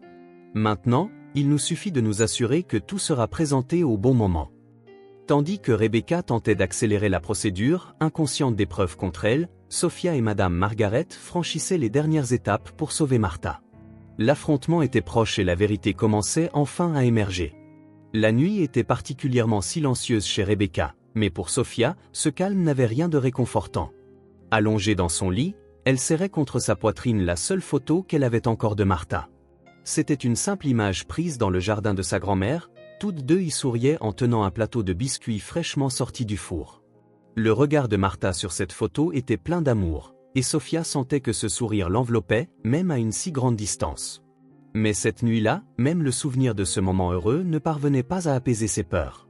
Sophia ne trouvait pas le sommeil, elle se tournait et se retournait, les pensées incessantes sur le procès du lendemain l'empêchant de fermer l'œil. Et si personne ne croit aux preuves? Et si mamie ne peut jamais rentrer à la maison? Elle sentait le poids du monde sur ses frêles épaules. Cependant, au fond d'elle, une flamme de détermination, héritée de sa grand-mère, lui résistait au désespoir. Sophia savait qu'elle devait être forte, même si elle était terrifiée. Des larmes silencieuses coulèrent sur ses joues. Elle murmura pour elle-même, « J'ai promis à mamie que je l'aiderais. Je ne peux pas abandonner. » En bas, Rebecca était dans un tout autre état d'esprit. Assise dans un fauteuil du salon, un verre de vin à la main, elle souriait, satisfaite. Le téléphone reposait sur la table basse, l'écran encore allumé après le dernier appel. Au bout du fil, la complice de Rebecca, l'assistante sociale, venait de confirmer que tout était prêt pour le procès. « Ne t'inquiète pas », avait dit l'assistante sociale d'un ton froid et professionnel. « Mon rapport est parfaitement aligné avec l'accusation. Le juge l'acceptera sans remettre en question. » Rebecca laissa échapper un petit rire confiant en prenant une gorgée de vin. « Excellent. Après-demain, tout sera terminé et je pourrai enfin vivre en paix. Cette gamine ne me causera plus de tracas, et la maison ainsi que l'argent seront à moi. » Elle parla à voix haute, comme si elle portait un toast devant un public invisible. Son air satisfait montrait qu'elle se croyait en plein contrôle de la situation. Elle n'avait aucune idée que la partie était déjà en train de tourner. Pendant ce temps, au cabinet de l'avocat, Madame Margaret et un collègue travaillaient sans relâche. Les vidéos enregistrées dans le cloud par Sophia avaient été visionnées plusieurs fois afin de s'assurer qu'elles étaient bien organisées et prêtes à être présentées devant la cour. Ces messages écrits suffisent à discréditer complètement Rebecca, dit l'avocat en analysant chaque détail. De plus, la participation de l'assistante sociale sera mise au jour. Avec ces preuves, tout peut changer. Madame Margaret hocha la tête, mais son inquiétude restait palpable. Et si le juge ne nous donne pas assez de temps pour montrer tout ça? Et si Rebecca a encore des atouts cachés? Elle savait que le système n'était pas toujours juste et que Martha se battait contre un scénario qui semblait déjà écrit d'avance. L'avocat resta cependant confiant. Nous avons des preuves concrètes. Notre dossier est plus solide que Rebecca ne l'imagine. Maintenant, il nous suffit que tout soit présenté au moment opportun. Alors qu'il préparait le dossier, Sophia, dans le silence de sa chambre, finit par s'endormir, mais son repos fut de courte durée, perturbé par des rêves confus et angoissés. Elle rêva qu'elle se trouvait à nouveau dans la maison de sa grand-mère, mais chaque fois qu'elle tentait de l'atteindre, quelque chose l'en empêchait. Elle se réveilla en sursaut, le cœur battant, serrant encore plus fort la photo qu'elle tenait dans ses mains. « Tu me manques tellement, mamie » murmura-t-elle en regardant par la fenêtre les lumières de la ville au loin. Rebecca, toujours réveillée, effectuait les derniers ajustements à ses propres documents, un air de satisfaction inscrit sur le visage. « Demain, tout sera réglé », se murmura-t-elle. Pour elle, le procès n'était qu'une formalité, la dernière étape avant d'obtenir définitivement la maison et l'argent. Dans l'esprit de Rebecca, l'échec n'était pas envisageable. Elle se voyait déjà comme victorieuse, ayant manipulé tout et tout le monde pour parvenir à ses fins. Mais ce que Rebecca ignorait, c'est que Sophia, avec l'aide de Madame Margaret, avait déjà semé les graines de sa chute. Le lendemain, l'avocat et l'enseignante seraient prêts à présenter les preuves et à faire éclater la vérité. Pour eux, il ne s'agissait pas d'une simple affaire légale, mais d'un combat pour la justice, pour l'amour et la famille que Rebecca avait tenté de détruire. À mesure que la nuit avançait, le contraste entre les mondes de Rebecca et de Sophia devenait de plus en plus évident. D'un côté, une femme avide et confiante, aveugle à la vérité qui approchait, de l'autre, une fillette effrayée mais déterminée, serrant le seul souvenir de sa grand-mère et nourrissant une foi inébranlable que, finalement, l'amour l'emporterait. La bataille finale était proche et les pièces étaient déjà en place. Le lendemain, le destin de Martha et de Sophia serait scellé. Sophia était assise sur la banquette arrière de la voiture de Madame Margaret, serrant contre sa poitrine son ours en peluche. Le matin du procès était enfin arrivé et l'on voyait la nervosité de la fillette dans son regard. Elle observait par la vitre, son esprit occupé à répéter ce qu'elle dirait au juge. « Il faut que je sois claire, que je dise tout. Il doit me croire », se répétait-elle, cherchant les mots justes. Madame Margaret, remarquant le silence tendu de Sophia, la regarda dans le rétroviseur et parla doucement. « Tu es nerveuse, ma chérie ?» Sophia hocha la tête, serrant davantage l'ours en peluche. « J'ai peur de dire quelque chose de travers » avoua-t-elle d'une voix tremblante.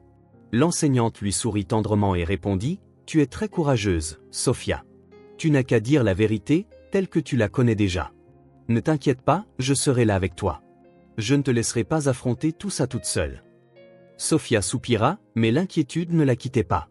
Elle ferma les yeux un instant et visualisa la salle d'audience, le juge assis à sa place et Rebecca qui la regardait de loin.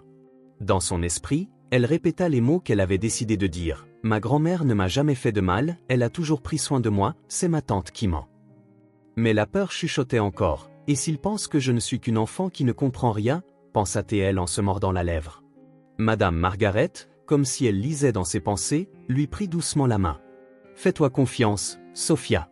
Ta grand-mère serait fière de voir à quel point tu te bats pour elle. » Pendant ce temps, dans un autre coin de la ville, Martha se préparait pour son transfert au tribunal. L'uniforme de prison semblait plus lourd que jamais, mais il y avait quelque chose de différent dans son regard, une lueur de détermination. Elle ignorait encore les détails des preuves obtenues par Sophia et Madame Margaret, mais elle sentait que quelque chose était sur le point de changer. Tandis que les gardiens la menaient au véhicule, Martha leva les yeux au ciel, comme pour y puiser de la force. « Encore un jour, » murmura-t-elle, « juste un jour de plus pour prouver mon innocence. » Dans le véhicule, Martha respira profondément, répétant mentalement les quelques mots qu'elle comptait dire, « Je ne suis pas coupable. » Je n'ai jamais fait de mal à ma petite fille. Je veux qu'elle le sache. Elle savait que ce ne serait pas facile, mais pour la première fois depuis longtemps, elle ressentait l'étincelle d'un espoir. Pendant ce temps, Sophia arriva au tribunal en tenant la main de Madame Margaret. À mesure qu'elle gravissait les larges marches imposantes, chaque pas semblait plus lourd que le précédent, mais la fillette avançait, repensant aux histoires de courage que lui racontait sa grand-mère. « Sois forte comme les héros des contes », disait souvent Martha. Désormais, c'était Sophia l'héroïne, et le sort de sa famille dépendait d'elle. Avant d'entrer dans la salle d'audience, Madame Margaret se pencha à la hauteur de la fillette et déclara « Souviens-toi, tu n'es pas seule. » Et la vérité finit toujours par triompher, même si cela prend du temps. Maintenant, allons sauver ta grand-mère. La salle d'audience se remplit de chuchotements lorsque Martha fit son entrée, menottée, accompagnée de 2 officiers. Elle paraissait bien plus frêle que ce que l'on pouvait imaginer. L'uniforme beige de la prison flottait autour de son corps maigri, et son visage, autrefois si chaleureux et plein de vie, reflétait désormais le poids de semaines d'incarcération. Les menottes à ses poignets tenaient davantage lieu de punition psychologique que physique, et le silence qui s'installa à son arrivée était presque assourdissant. Sophia était assise au premier rang, à côté de Madame Margaret et de l'avocat. Aussitôt qu'elle vit sa grand-mère, elle ne put retenir ses larmes. « Mamie », murmura-t-elle, la voix étouffée par les sanglots. Martha, en remarquant la présence de sa petite fille, leva les yeux et sentit son cœur se serrer en voyant son visage baigné de larmes. Elle voulut sourire pour la rassurer, mais ne le put pas. À la place, elle tenta de lui transmettre de la force d'un simple regard, comme pour dire « Je suis là, ne t'en fais pas ».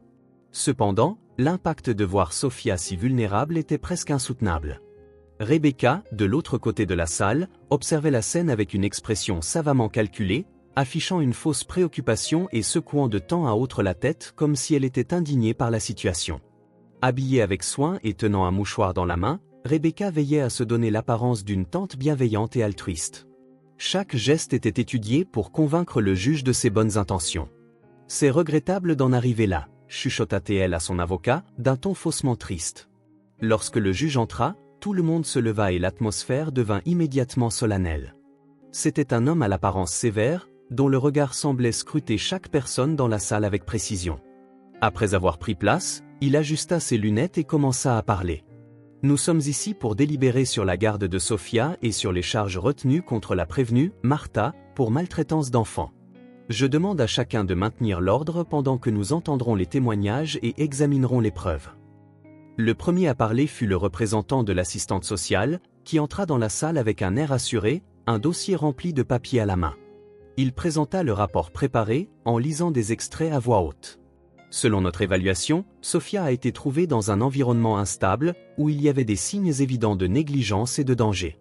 Des médicaments dangereux ont été découverts à la portée de l'enfant, et des témoignages indiquent que la prévenue avait du mal à fournir les soins nécessaires. Chaque mot résonnait comme un coup de poignard pour Martha, qui serra les poings en entendant ces accusations. Sophia, assise en silence aux côtés de Madame Margaret, secoua la tête pour nier. « C'est pas vrai », murmura-t-elle doucement, les larmes aux yeux. Madame Margaret lui serra la main pour la rassurer. « Calme-toi, Sophia. La vérité finira par sortir. »« Aie confiance », chuchota-t-elle pour l'apaiser. Le rapport se poursuivit avec des détails soigneusement manipulés par Rebecca et sa complice. De plus, continua le représentant, lors de visites familiales, des témoins ont fait état de comportements indiquant que Sophia était affectée émotionnellement et ne bénéficiait pas des soins adéquats. Rebecca inclina légèrement la tête, feignant une profonde inquiétude. Elle leva même un mouchoir pour essuyer des larmes qui ne coulaient pas. C'était une performance sans faille. L'avocat de Rebecca prit alors la parole. Il s'avança au centre de la salle et commença à renforcer le rapport. « Votre honneur, nous parlons ici d'une enfant qui, malheureusement, a été exposée à des conditions néfastes, tant sur le plan physique qu'émotionnel. Rebecca, en tant que tante responsable, est intervenue pour assurer le bien-être de la fillette. Son seul objectif est de fournir un foyer stable et sûr à Sophia. » Pendant ce temps, Martha resta immobile, mais à l'intérieur, elle luttait contre le désespoir. Elle savait que tous ces mots étaient basés sur des mensonges, mais elle ne pouvait pas encore se défendre. Son regard se tourna vers Sophia, qui semblait de plus en plus bouleversée. « Je dois être forte pour elle », pensa Martha, inspirant profondément. Du côté de la défense, l'avocat de Madame Margaret observait chaque mouvement de Rebecca et de ses alliés, attendant le moment propice pour présenter les preuves soigneusement rassemblées. Pour l'instant, il gardait le silence, sachant qu'il valait mieux laisser la partie adverse révéler d'abord ses failles. Une fois le rapport terminé, le juge marqua une pause, ajustant une nouvelle fois ses lunettes. Merci pour ce rapport préliminaire. Nous allons maintenant entendre les parties concernées et examiner les preuves présentées.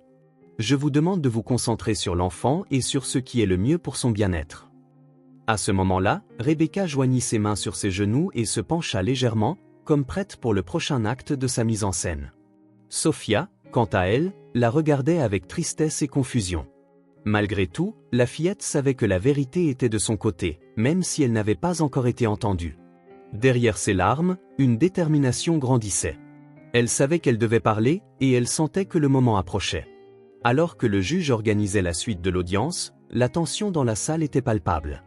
Pour Martha, pour Sophia et pour Madame Margaret, ce n'était que le début d'une longue bataille qui promettait de révéler des vérités cachées et de mettre au jour des mensonges savamment construits.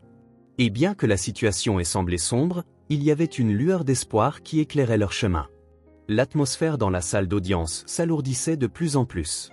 Martha, assise à sa place, ressentait l'humiliation grandir à chaque mot prononcé par l'accusation, le rapport mensonger, les accusations manipulées. Tout paraissait être un piège parfait, conçu pour la détruire. Sophia, à côté de Madame Margaret, essuyait ses larmes en regardant sa grand-mère. À chaque fois qu'elle voyait les épaules frêles de Martha s'affaisser sous le poids de la défaite, un nœud se formait dans son ventre. Malgré son envie de parler, la peur de Rebecca pesait encore sur elle comme une ombre. Le juge écoutait toujours l'avocat de Rebecca, qui soulignait le « sacrifice » de la tante pour protéger Sophia.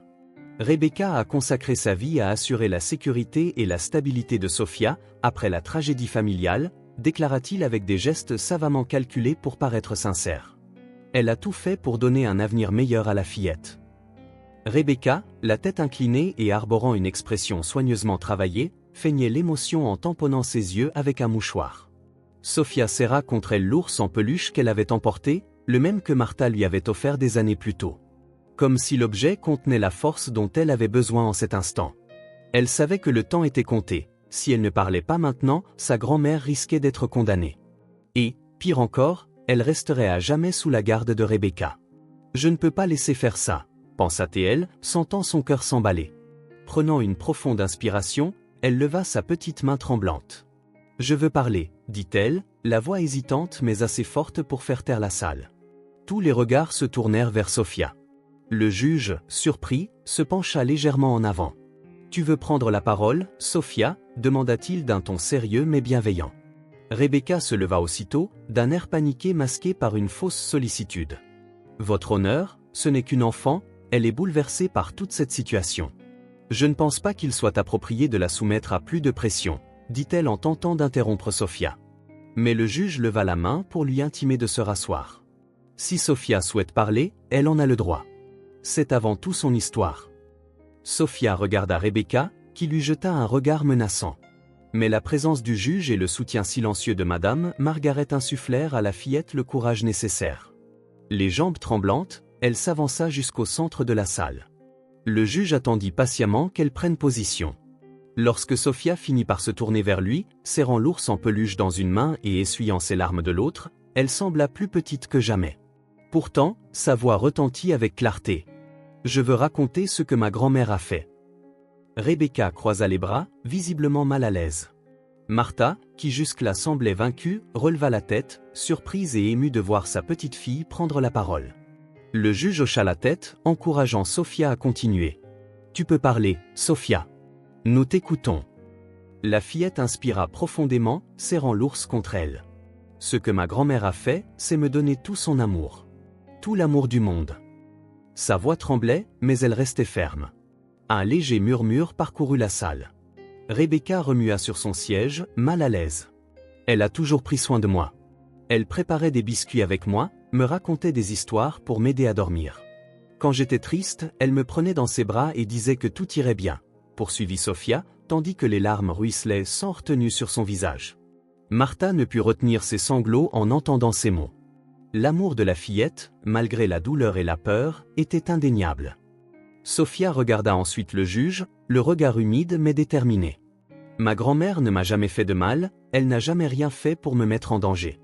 Mais ma tante, elle m'empêche de voir ma grand-mère, et elle n'est pas comme elle. Le juge fronça les sourcils, clairement intrigué par les révélations de Sophia. Sophia, qu'entends-tu par là? Demanda-t-il doucement. Sophia prit une autre grande inspiration, puis se lança. J'ai trouvé des choses dans le téléphone de ma tante. Je les ai enregistrées parce que je savais que c'était mal, et mon enseignante m'a aidé à garder les preuves. Rebecca se leva de nouveau, cette fois visiblement furieuse. C'est ridicule, votre honneur. Nous ne pouvons pas faire confiance à une enfant pour lancer de telles accusations, elle est manipulée. S'exclama-t-elle. Mais le juge frappa son marteau sur le bureau. Silence, Madame Rebecca. Si Sophia a quelque chose à présenter, je veux le voir. Sophia jeta un regard à Madame Margaret, qui lui rendit son sourire et tendit la tablette à l'avocat. Ce dernier s'approcha du juge et lui remit l'appareil. Votre honneur, voici les preuves qui contredisent les accusations portées contre Martha et révèlent les véritables intentions de Rebecca. Alors que le juge examinait les vidéos et les messages, la salle demeura silencieuse. Les échanges de Rebecca concernant la vente de la maison et la manipulation de l'assistante sociale étaient explicites. Chaque mot, chaque ligne lue ou écoutée, affaiblissait un peu plus la façade que Rebecca avait construite. Son visage, autrefois confiant, pâlit et se figea. Lorsque le juge eut terminé, il posa son regard sur Rebecca. « Souhaitez-vous expliquer cela, Madame Rebecca » Rebecca ouvrit la bouche, mais aucun son n'en sortit. Elle regarda autour d'elle, cherchant désespérément une échappatoire, mais il n'y en avait aucune. L'assistante sociale, assise à côté, se mit à transpirer en comprenant que sa complicité était également exposée. Le juge se tourna de nouveau vers Sophia avec un regard rempli de respect. « Sophia, tu as fait preuve d'un grand courage en mettant tout cela au jour. Merci d'avoir eu confiance en la justice. Maintenant, nous pouvons avancer avec la vérité. » Sophia retourna à sa place, près de Madame Margaret, épuisée mais soulagée. Le poids qu'elle portait depuis si longtemps venait de s'alléger. Elle regarda Martha, qui avait à présent dans les yeux une étincelle d'espoir. Les preuves étaient présentées, et la vérité commençait enfin à éclater. Le silence régnait dans la salle d'audience tandis que le juge terminait l'examen des messages sur la tablette. Chaque mot, chaque ligne des conversations de Rebecca dévoilait un plan savamment orchestré mais profondément cruel. On voyait clairement son intention de vendre la maison de Martha, de contrôler l'héritage de Sophia et de manipuler le système judiciaire avec l'aide de l'assistante sociale. Lorsqu'il releva les yeux, son expression reflétait une indignation profonde. « Madame Rebecca, commença-t-il, d'une voix dont l'autorité et la colère résonnaient, les preuves présentées démontrent clairement que vous avez manipulé cette affaire depuis le début. Les messages montrent que vous avez agi par intérêt financier, plaçant votre nièce dans une situation de vulnérabilité pour votre propre profit. » Il marqua une pause, fixant Rebecca. « Avez-vous quelque chose à dire à ce sujet ?» Rebecca, jusque-là pétrifiée, retrouva soudain l'usage de la parole, mais elle ne parvint pas à rester calme. « C'est un outrage, » hurla-t-elle en se levant brusquement. « Ces messages ont été manipulés. J'ai tout fait pour protéger Sophia, vous ne comprenez pas la pression que j'ai subie. » Sa voix trahissait une perte de contrôle totale. Les murmures dans la salle s'intensifièrent tandis que son attitude calculée s'effondrait. Le juge frappa son marteau contre le bureau, réclamant le silence. « Asseyez-vous, Madame Rebecca. Vos actes démontrent clairement que vous n'avez pas cherché à protéger cet enfant.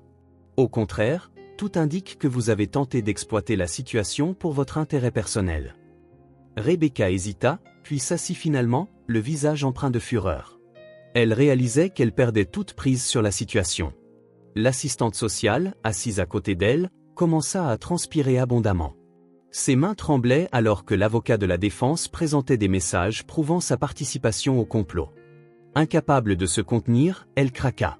« Je ne savais pas que c'était si grave », balbutia-t-elle sous les regards accusateurs. « Elle m'a convaincu que c'était pour le bien de la petite, je n'ai fait que suivre ses consignes. » Le juge se tourna alors vers l'assistante sociale, l'expression encore plus sévère.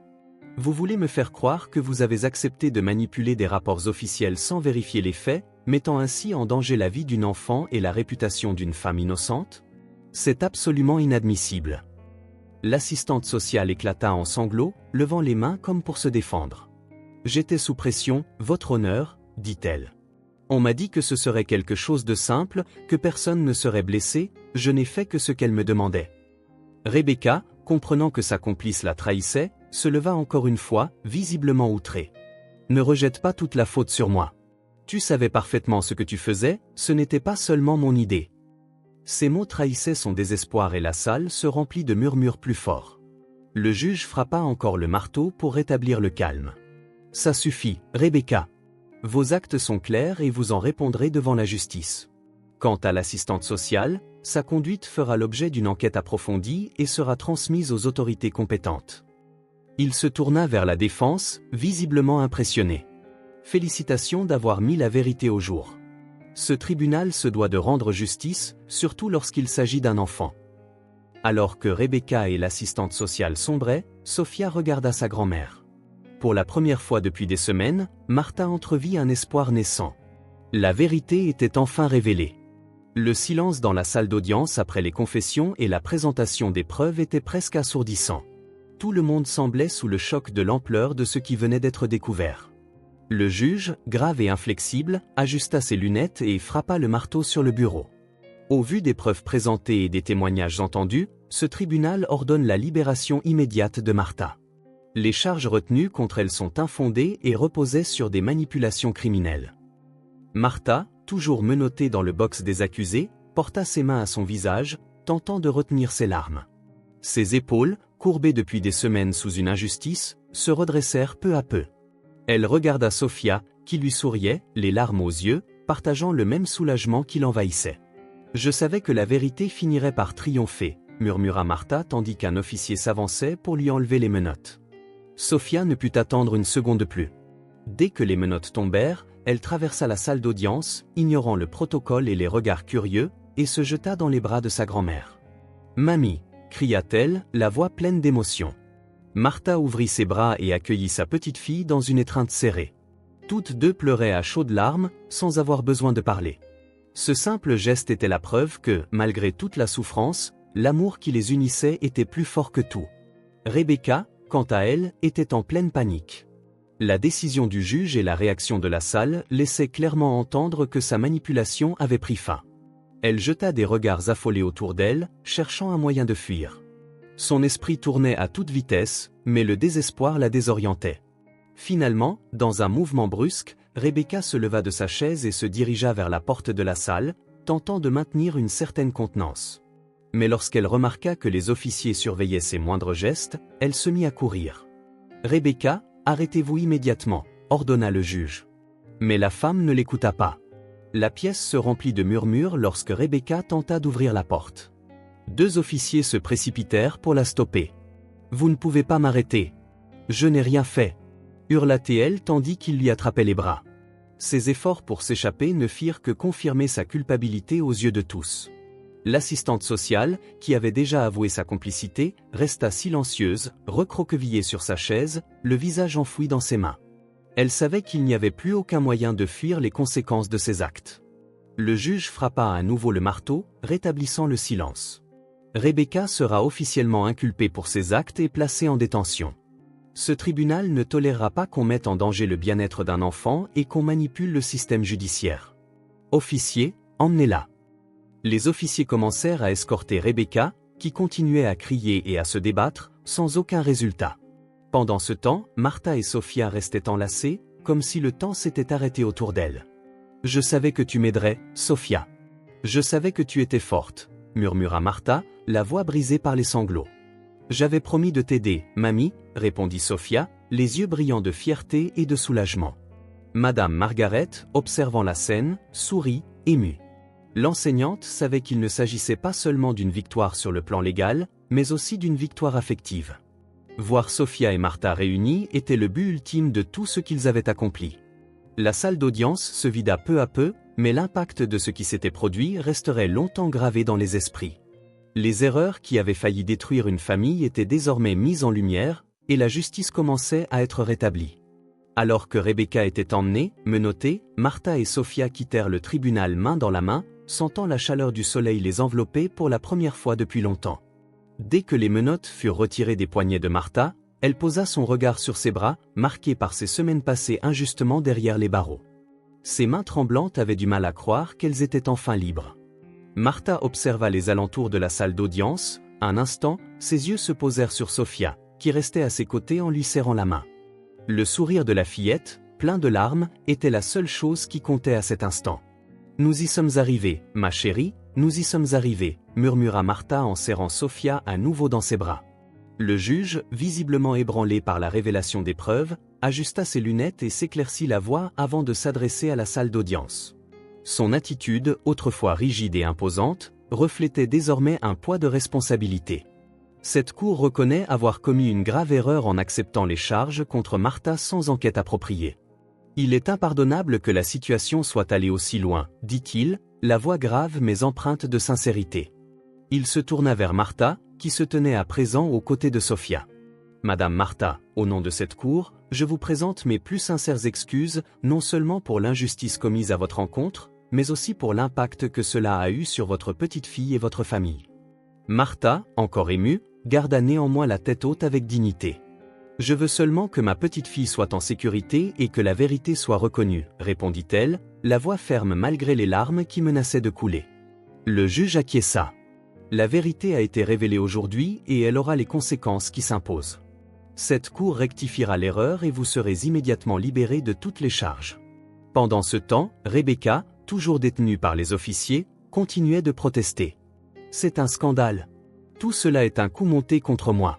J'ai tout fait pour le bien de Sophia. » Ces paroles, toutefois, tombèrent dans l'oreille d'un sourd. Le juge ne semblait pas disposé à tolérer une minute de plus ces mensonges. Il se tourna vers les agents. « Emmenez-la en détention.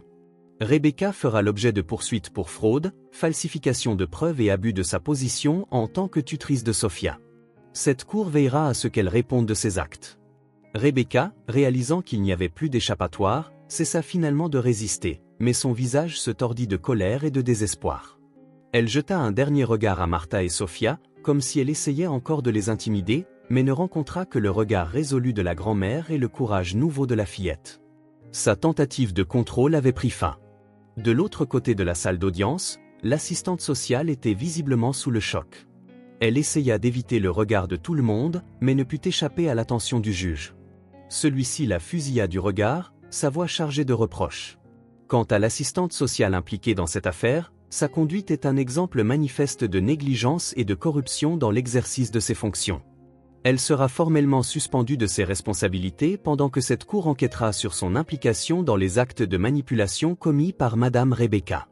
L'assistante sociale commença à balbutier une réponse, mais fut interrompue par le juge. « Vous aviez l'occasion de protéger une enfant et vous avez choisi de servir vos intérêts personnels. Les conséquences de vos actes seront sévères. » Un murmure parcourut la salle, et l'on sentait qu'un sentiment de justice était enfin en train de s'accomplir. Sophia, toujours main dans la main avec Martha, leva les yeux vers sa grand-mère avec un sourire timide. « Grand-mère, maintenant plus personne ne pourra nous séparer, n'est-ce pas ?» demanda-t-elle, la voix douce mais pleine d'espoir. Martha, retenant ses larmes, répondit. « Non, ma chérie. Maintenant, plus rien ne nous séparera. » Le juge se leva de nouveau, faisant résonner son marteau pour ramener le silence. « Madame Martha, Sophia, je veux que vous sachiez que cette cour s'engage à réparer le tort causé par cette procédure. Non seulement en vous libérant, mais aussi en veillant à ce que les responsables soient punis conformément à la loi. Sophia, ton courage aujourd'hui a été essentiel pour que la vérité éclate. Tu peux en être très fière. » Sophia sourit, sentant pour la première fois que sa voix avait réellement été entendue. Pendant que les officiers emmenaient Rebecca hors de la salle, Sophia la regarda une dernière fois. Cette fois-ci, il n'y avait plus de peur dans ses yeux, seulement du soulagement. La femme qui avait causé tant de souffrance se trouvait désormais dans une situation où elle ne pourrait plus leur nuire. Le poids que Sophia portait s'était enfin envolé de ses frêles épaules. Martha, désormais plus confiante, remercia Madame Margaret et l'avocat qui avaient lutté pour elle et Sophia. « Je ne sais pas comment vous rendre tout ce que vous avez fait pour nous, » dit-elle en serrant les mains de l'enseignante. Madame Margaret secoua la tête en souriant. « Vous voir toutes les deux réunies et heureuses est plus que suffisant pour moi. » Tandis que la salle d'audience se vidait, Martha s'agenouilla devant Sophia et prit le visage de la fillette entre ses mains. « Tu as été ma lumière, Sophia. Même dans les jours les plus sombres, je savais que tu trouverais un moyen de sauver tout ce que nous avons. » Sophia serra sa grand-mère dans ses bras, comme si elle ne voulait plus jamais la lâcher. La justice avait été rendue, mais, surtout, l'amour entre Martha et Sofia avait triomphé de toute l'adversité. Et à cet instant, entre le soulagement et les larmes, elles surent toutes deux qu'elles étaient prêtes à repartir de zéro. Martha et Sofia se tenaient à l'extérieur du tribunal, sous la douce chaleur du soleil qui commençait à percer à travers les nuages. Pour la première fois depuis des semaines, il n'y avait ni barreaux ni murs séparant la grand-mère et sa petite-fille. Elles étaient libres, ensemble, et le cauchemar semblait enfin terminé. Martha se pencha à la hauteur de Sofia et ouvrit les bras. La fillette s'y précipita, enfouissant son visage contre la poitrine de sa grand-mère. « Je savais que tu reviendrais, grand-mère, » dit Sofia en pleurant, la voix encore tremblante, mais qui portait la pureté d'un amour que ni la douleur ni le mensonge n'avaient pu effacer. Martha serra sa petite fille comme si sa vie en dépendait, sentant la chaleur de ce corps frêle qui avait été sa plus grande force pour survivre à cette épreuve. « Tu as été si courageuse, ma chérie, si forte. Je n'oublierai jamais ce que tu as fait pour nous, » répondit-elle tandis que les larmes coulaient enfin sur son visage. À ses côtés, Madame Margaret observait la scène les larmes aux yeux. Il était impossible de retenir l'émotion face à ces retrouvailles. Elle savait combien elles avaient souffert toutes les deux et à quel point la lutte avait été ardue. Se tamponnant les yeux avec un mouchoir, l'enseignante murmura. « Ça valait la peine. Chaque instant en valait la peine. » Martha regarda Monsieur Margaret, toujours en tenant Sofia, lui tendit la main. « Je ne sais pas comment vous remercier, » dit-elle, la voix nouée mais pleine de gratitude. « Vous avez sauvé notre famille. Sans vous, je ne sais pas ce qui serait arrivé. » Madame Margaret serra fermement la main de Martha, souriant malgré ses larmes. « Vous l'avez fait ensemble, Martha. Sofia est incroyable, et c'est le reflet de l'amour que vous lui avez toujours donné. » Sofia, toujours agrippée à sa grand-mère, regarda l'enseignante et sourit. « Madame Margaret a toujours dit que je n'étais pas seule, » déclara la fillette d'une voix qui semblait plus légère, comme si une nouvelle espérance était née. Martha caressa les cheveux de Sofia, se sentant plus forte à chaque seconde. Elle avait raison. Maintenant, nous sommes à nouveau réunis, et rien ne nous séparera. Le trio resta là quelques minutes, comme s'il leur fallait absorber ce moment de liberté et de soulagement. Le ciel paraissait plus clair, l'air plus léger, et le poids des derniers mois semblait enfin dissipé. Pour Sofia, c'était le début d'un nouveau chapitre aux côtés de sa grand-mère. Pour Martha, c'était la preuve que le véritable amour trouve toujours un moyen de l'emporter, même dans les circonstances les plus difficiles. « On rentre à la maison, grand-mère » demanda Sofia avec un petit sourire sincère. Martha acquiesça, les yeux encore embués d'émotion. « Allons-y, mon amour. Repartons de zéro, ensemble. » Elles partirent main dans la main, et Madame Margaret les suivit, se sentant partie intégrante de cette famille de cœur. Le cauchemar était fini, et l'avenir, pour la première fois depuis longtemps, semblait prometteur. La voiture s'arrêta devant la maison de Martha. Pendant un instant, toutes deux restèrent silencieuses, observant la façade qui n'avait plus l'éclat d'autrefois. Les rideaux étaient fermés, les plantes du jardin desséchées, et l'air d'abandon semblait refléter les mois de chaos et de souffrance qu'elles avaient traversés. Martha prit une profonde inspiration, essayant de maîtriser l'émotion qui l'envahissait. « Nous sommes à la maison, ma chérie, » dit-elle en serrant la main de Sofia, qui tenait son ours en peluche inséparable. Sofia regarda la maison avec un mélange de soulagement et de tristesse. « Elle a l'air si différente, grand-mère, » remarqua-t-elle, les yeux parcourant chaque détail. La fillette se souvenait de l'époque où tout était propre et accueillant, reflet de l'affection de Martha. À présent, les marques de négligence et d'ingérence étaient partout. Martha sourit à sa petite fille d'un air rassurant. « C'est différent, oui. Mais on va tout arranger. On va redonner vie à notre maison, » déclara-t-elle en ouvrant la porte avec détermination. En entrant, le sentiment d'abandon était encore plus évident. Meubles déplacés, poussière accumulée et cartons ouverts traînaient dans chaque pièce, vestige de la soi-disant enquête menée par Rebecca pour justifier ses actes. Martha passa la main sur le dossier d'une vieille chaise, sentant la poussière sur ses doigts. Elle n'avait vraiment aucune limite, murmura-t-elle à demi-mot, essayant de cacher sa tristesse à Sofia. Mais au lieu de se laisser décourager, toutes deux décidèrent que ce serait là leur premier pas vers un nouveau départ. Martha retira son manteau et retroussa ses manches. « Sofia, remettons cette maison en ordre, pièce par pièce. »« Qu'en dis-tu » lança-t-elle avec un sourire encourageant. Sofia hocha la tête, sentant naître une étincelle d'enthousiasme. « Je veux commencer par la cuisine, grand-mère. C'est là qu'on faisait des biscuits, » déclara-t-elle, les yeux brillants d'un souvenir heureux. Martha sourit, le cœur réchauffé par l'énergie retrouvée de sa petite fille. Alors, la cuisine sera notre premier chantier. Elles commencèrent à ranger la cuisine, ramasser les ustensiles éparpillés, nettoyer les surfaces, tout réorganiser à sa place. Sophia était particulièrement ravie de retrouver l'ancien emporte-pièce qu'elles utilisaient ensemble. Quand elle le dénicha enfin dans un tiroir en désordre, elle l'exhiba comme un trophée. « Je l'ai trouvé, grand-mère !» s'exclama-t-elle avec un sourire qui illumina la pièce. Martha rit, en essuyant une larme furtive. « Je savais qu'il nous attendait. » Elle prit l'emporte-pièce et le posa sur le comptoir propre. Alors qu'elle s'affairait, des voix qui se rapprochaient attirèrent leur attention. Martha jeta un œil par la fenêtre et aperçut quelques voisins sur le trottoir, les observant avec des expressions de regret et de timidité. Peu à peu, ils s'approchèrent de la porte. Une femme plus âgée, amie de Martha depuis des années avant de s'éloigner au moment des accusations, avança d'un pas hésitant. « Martha, je ne sais pas quoi dire », commença-t-elle, la voix hésitante. « J'ai cru à ce qu'on disait sur toi, et j'ai eu tort. Je suis désolée. » Martha resta silencieuse un instant, absorbant ses paroles. Finalement, elle sourit, bien que ses yeux brillassent de larmes retenues. La vérité est ressortie, et c'est tout ce qui compte. Merci d'être là maintenant, répondit-elle sincèrement. La femme, soulagée, prit la main de Martha. Laisse-nous t'aider. On ne veut pas te laisser tout faire toute seule, dit-elle, en regardant les autres voisins qui acquiescèrent. Bientôt, l'ambiance s'anima. Les voisins aidèrent à porter les cartons, nettoyer les meubles et même à tondre la pelouse dans le jardin. Sophia courait dans la cour, ravie de voir tout reprendre forme. Martha les observait, sentant une chaleur au fond du cœur qu'elle n'avait pas ressentie depuis des mois. Au fur et à mesure qu'elle rangeait et organisait chaque pièce, Martha avait l'impression qu'un morceau de sa vie se remettait en place. Lorsque tout fut terminé, le soleil commençait déjà à descendre, et la maison avait un nouveau visage. Elle n'était pas parfaite, mais le chaos avait laissé place à un sentiment de renouveau et d'espoir. Martha appela Sophia au salon, où elles s'assirent enfin sur le canapé désormais ordonné. « Grand-mère, notre maison redevient belle, » dit Sophia en posant sa tête sur l'épaule de sa grand-mère. « Oui, ma chérie, car elle redevient enfin notre foyer, » répondit Martha en caressant les cheveux de sa petite fille.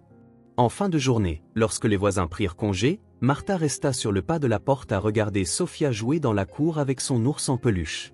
Pour la première fois depuis longtemps, elle se sentait respirer. Le cauchemar était fini, dans cette maison, elles allaient enfin pouvoir repartir de zéro. Le lendemain matin, Martha était dans la cuisine à préparer le petit déjeuner.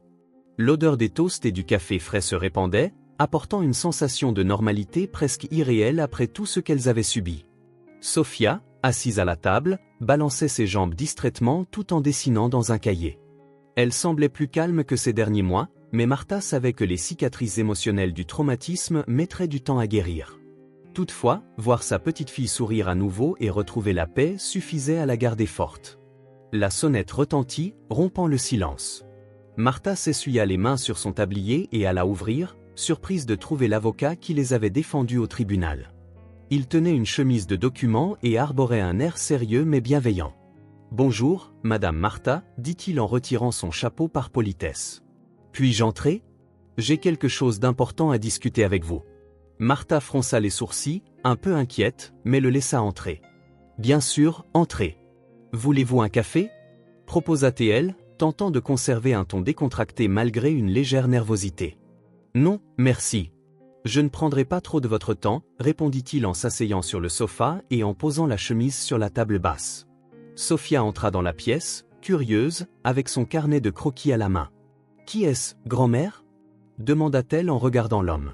« C'est l'avocat qui nous a aidés au tribunal, ma puce, » répondit Martha en s'asseyant à côté de lui. « Il est venu nous parler de quelque chose d'important. » Sentant le sérieux dans la voix de sa grand-mère, Sophia s'assit en silence sur une chaise voisine, serrant contre elle son ours qu'elle ne quittait jamais. L'avocat ouvrit la chemise, sortant une enveloppe épaisse contenant des documents. « Madame Martha, lors de la procédure au tribunal, certaines informations financières ont fait surface, et je pense que vous devriez en être informée. La plupart ont été découvertes pendant que nous enquêtions sur les agissements de Rebecca, » commença-t-il d'un ton mêlant professionnalisme et empathie. « Il s'agit de l'héritage laissé par votre fils, le père de Sophia. » Martha sentit son cœur se serrer. Rien que d'entendre le nom de son fils ramenait un flot de souvenirs. « Un héritage ? Que voulez-vous dire » demanda-t-elle, la voix vacillante. « Elle savait que son fils avait toujours été prévoyant, mais elle n'aurait jamais imaginé qu'il ait pu laisser quelque chose d'important pour Sofia. L'avocat poursuivit, sortant encore des papiers de la chemise et les plaçant sur la table. Avant le décès de votre fils et de sa femme, ils avaient créé un fonds fiduciaire au nom de Sofia. Ce fonds est légalement enregistré et contient une somme importante destinée exclusivement à son avenir. Rebecca était au courant de son existence, et c'est la véritable raison de toute cette affaire. Elle voulait mettre la main sur l'héritage de Sofia. Martha porta la main à sa bouche, tentant d'assimiler ce qu'elle venait d'entendre. Son fils avait planifié l'avenir de sa petite-fille d'une façon qu'elle n'aurait jamais imaginée. Les larmes commencèrent à lui monter aux yeux et elle secoua la tête, incrédule. Il a toujours tout anticipé. Malgré toutes les difficultés, il a veillé à ce que Sofia ait un avenir en sécurité, murmura-t-elle, la voix brisée. L'avocat acquiesça. Exactement. Le fonds fiduciaire a été créé pour garantir à Sofia une éducation de qualité et couvrir tous ses besoins. L'argent est protégé par des clauses strictes, mais Rebecca a tenté de manipuler le système pour obtenir la tutelle de Sofia, par conséquent, le contrôle du fonds. C'est pour cela que vous avez tant souffert. Martha ferma les yeux un instant, laissant la douleur et la fierté l'envahir. Elle avait toujours su que son fils était un homme au grand cœur, mais découvrir qu'il avait pensé si loin pour l'avenir de Sofia la bouleversait. Il aimait vraiment Sofia plus que tout, murmura-t-elle, tenant les documents d'une main tremblante. Sofia, silencieuse jusqu'alors, s'approcha de sa grand-mère et posa sa petite main sur la sienne. « Grand-mère, pourquoi tu pleures ?» demanda-t-elle, inquiète. Martha essuya rapidement ses larmes et sourit à sa petite-fille. « Ce sont des larmes de joie, mon amour. Ton papa a pensé à toi d'une manière très spéciale. Il voulait que tu aies tout ce dont tu as besoin pour grandir et être heureuse. » La fillette observa les papiers, curieuse mais sans bien comprendre leur sens. « Ça veut dire qu'on a de l'argent maintenant ?» demanda-t-elle avec l'innocence propre aux enfants. L'avocat eut un léger rire. « Cela signifie que tu as un avenir assuré, Sofia.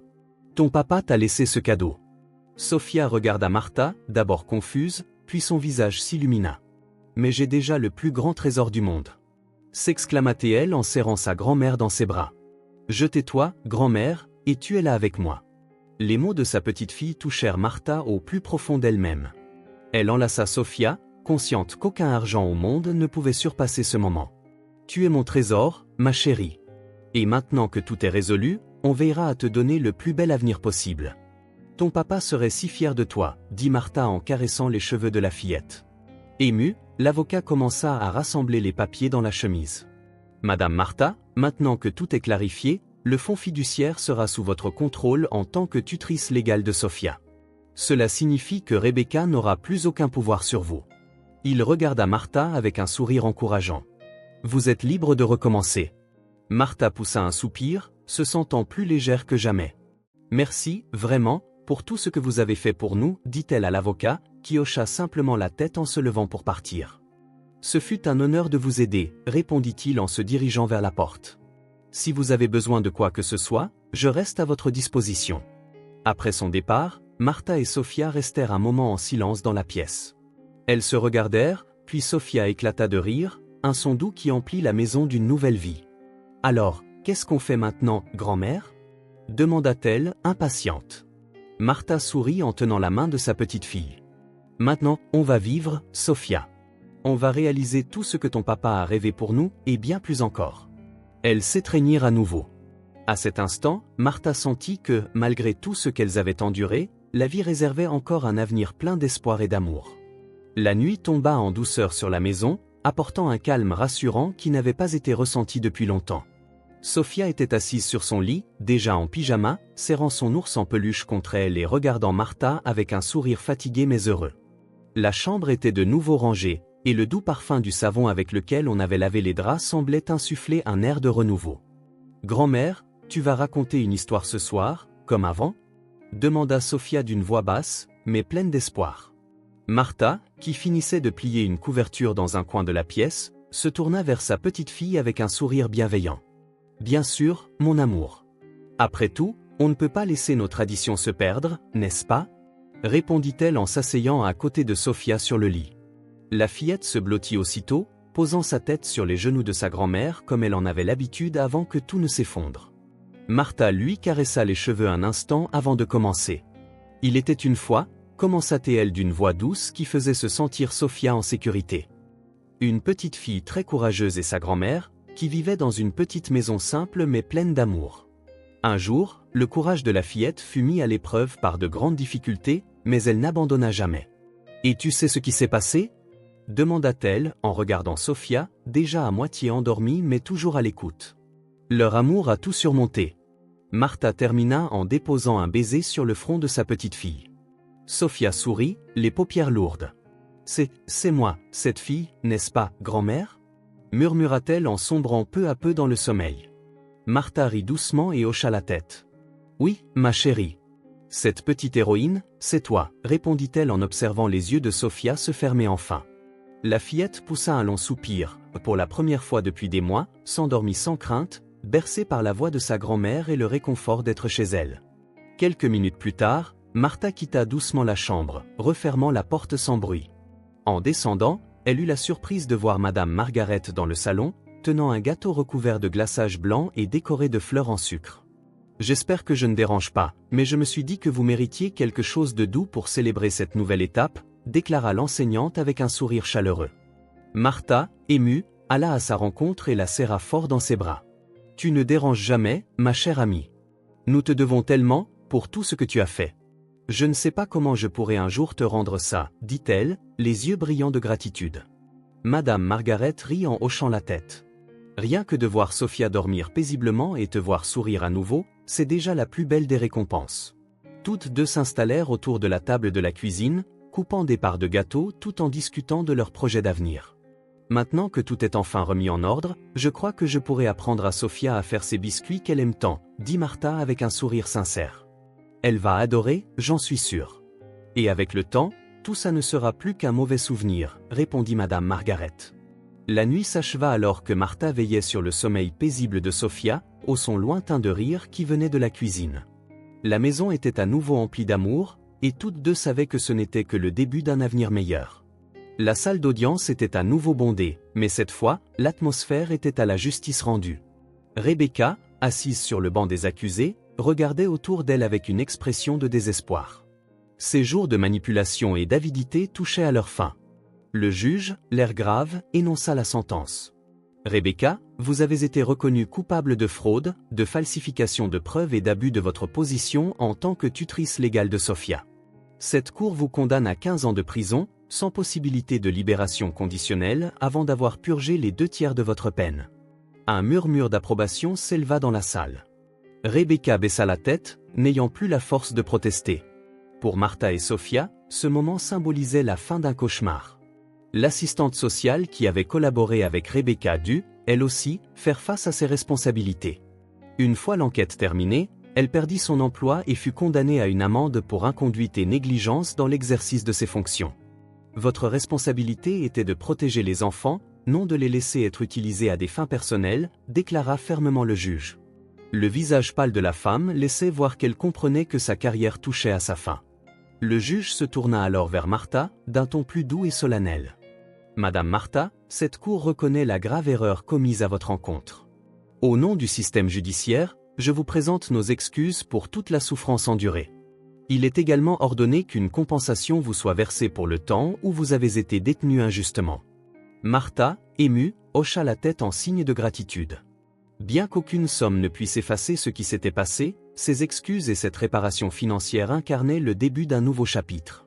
La justice avait été rendue, enfin, Martha et Sophia pouvaient repartir dignement. 6 mois s'étaient écoulés depuis le jour où la justice avait été rétablie. La maison de Martha reflétait désormais un renouveau et un espoir retrouvé. Le jardin, autrefois sec et délaissé, était à présent rempli de couleurs éclatantes et la façade fraîchement repeinte donnait une impression d'accueil. La demeure, qui semblait autrefois s'écrouler sous le poids des événements, resplendissait à présent comme un symbole de résilience. Sophia courait dans la cour avec son ours en peluche. Mais cette fois, elle ne le tenait pas pour se rassurer ou se protéger, seulement par plaisir. La fillette était plus confiante et plus heureuse. À l'école, elle avait retrouvé son enthousiasme, participait en classe et s'était fait de nouveaux amis. Le traumatisme laissait encore quelques échos, mais l'amour et l'attention de Martha l'aidaient à guérir un peu plus chaque jour. Martha, quant à elle, avait non seulement retrouvé sa paix intérieure, mais aussi découvert un nouveau but. Une partie de la compensation reçue avait servi à créer un projet spécial, un groupe de soutien pour les familles qui, comme la sienne, avaient été victimes d'injustice. Baptisé Voix de la vérité, ce groupe aidait déjà d'autres personnes à trouver justice et espoir. Forte de sa détermination et de son expérience, Martha animait ses rencontres hebdomadaires, partageant son histoire et encourageant les autres à ne jamais baisser les bras. Madame Margaret était une présence constante dans la maison. Bien plus qu'une amie, elle était devenue membre de la famille. Martha, chaque fois que je vous vois, toi et Sophia, je me dis que j'ai bien fait de vous aider, déclara l'enseignante au cours d'une visite, alors qu'elle prenait le thé dans la cuisine. Et moi, je n'oublierai jamais ce que tu as fait pour nous, répondit Martha en souriant. De nouveaux commencements étaient apparus, et l'avenir semblait plus radieux que jamais. Le soleil illuminait le jardin fleuri de Martha, où l'on avait organisé une petite fête pour célébrer l'année écoulée depuis la fin du cauchemar. Des tables décorées de fleurs entouraient un gâteau au centre, et voisins comme amis, qui étaient devenus en un an un véritable réseau de soutien, s'étaient réunis. Madame Margaret était là, souriante, observant Sophia courir d'un bout à l'autre de la cour, pleine d'énergie. Quand tout le monde fut installé, Sophia, désormais plus sûre d'elle et rayonnante de joie, grimpa sur une petite chaise au centre du jardin, tenant toujours son ours en peluche. Elle scruta l'assemblée du regard, mais ses yeux s'arrêtèrent vite sur Martha, qui la regardait avec un sourire fier. « Je voudrais dire quelque chose », commença Sophia, la voix claire et pleine d'émotion.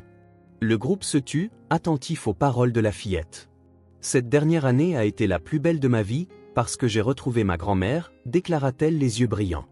Ma grand-mère m'a toujours dit que l'amour est la chose la plus forte au monde et qu'elle n'a jamais renoncé à moi, même quand tout semblait contre nous. » Elle marqua une pause, retenant ses larmes. « C'est son amour qui m'a donné le courage de tout affronter, et c'est pour ça que je sais qu'avec ma grand-mère à mes côtés, je peux surmonter n'importe quoi. » Des larmes roulèrent sur les joues de Martha, qui se leva et rejoignit Sophia. « Ma chérie, tu es la lumière de ma vie. Je te promets qu'à partir de maintenant, plus rien ne nous séparera. Je serai toujours à tes côtés, dit-elle. » Toutes deux s'étreignirent, et l'émotion submergea tout le monde. À cet instant, il était évident que le véritable amour avait triomphé et qu'on ne pourrait plus jamais le leur enlever.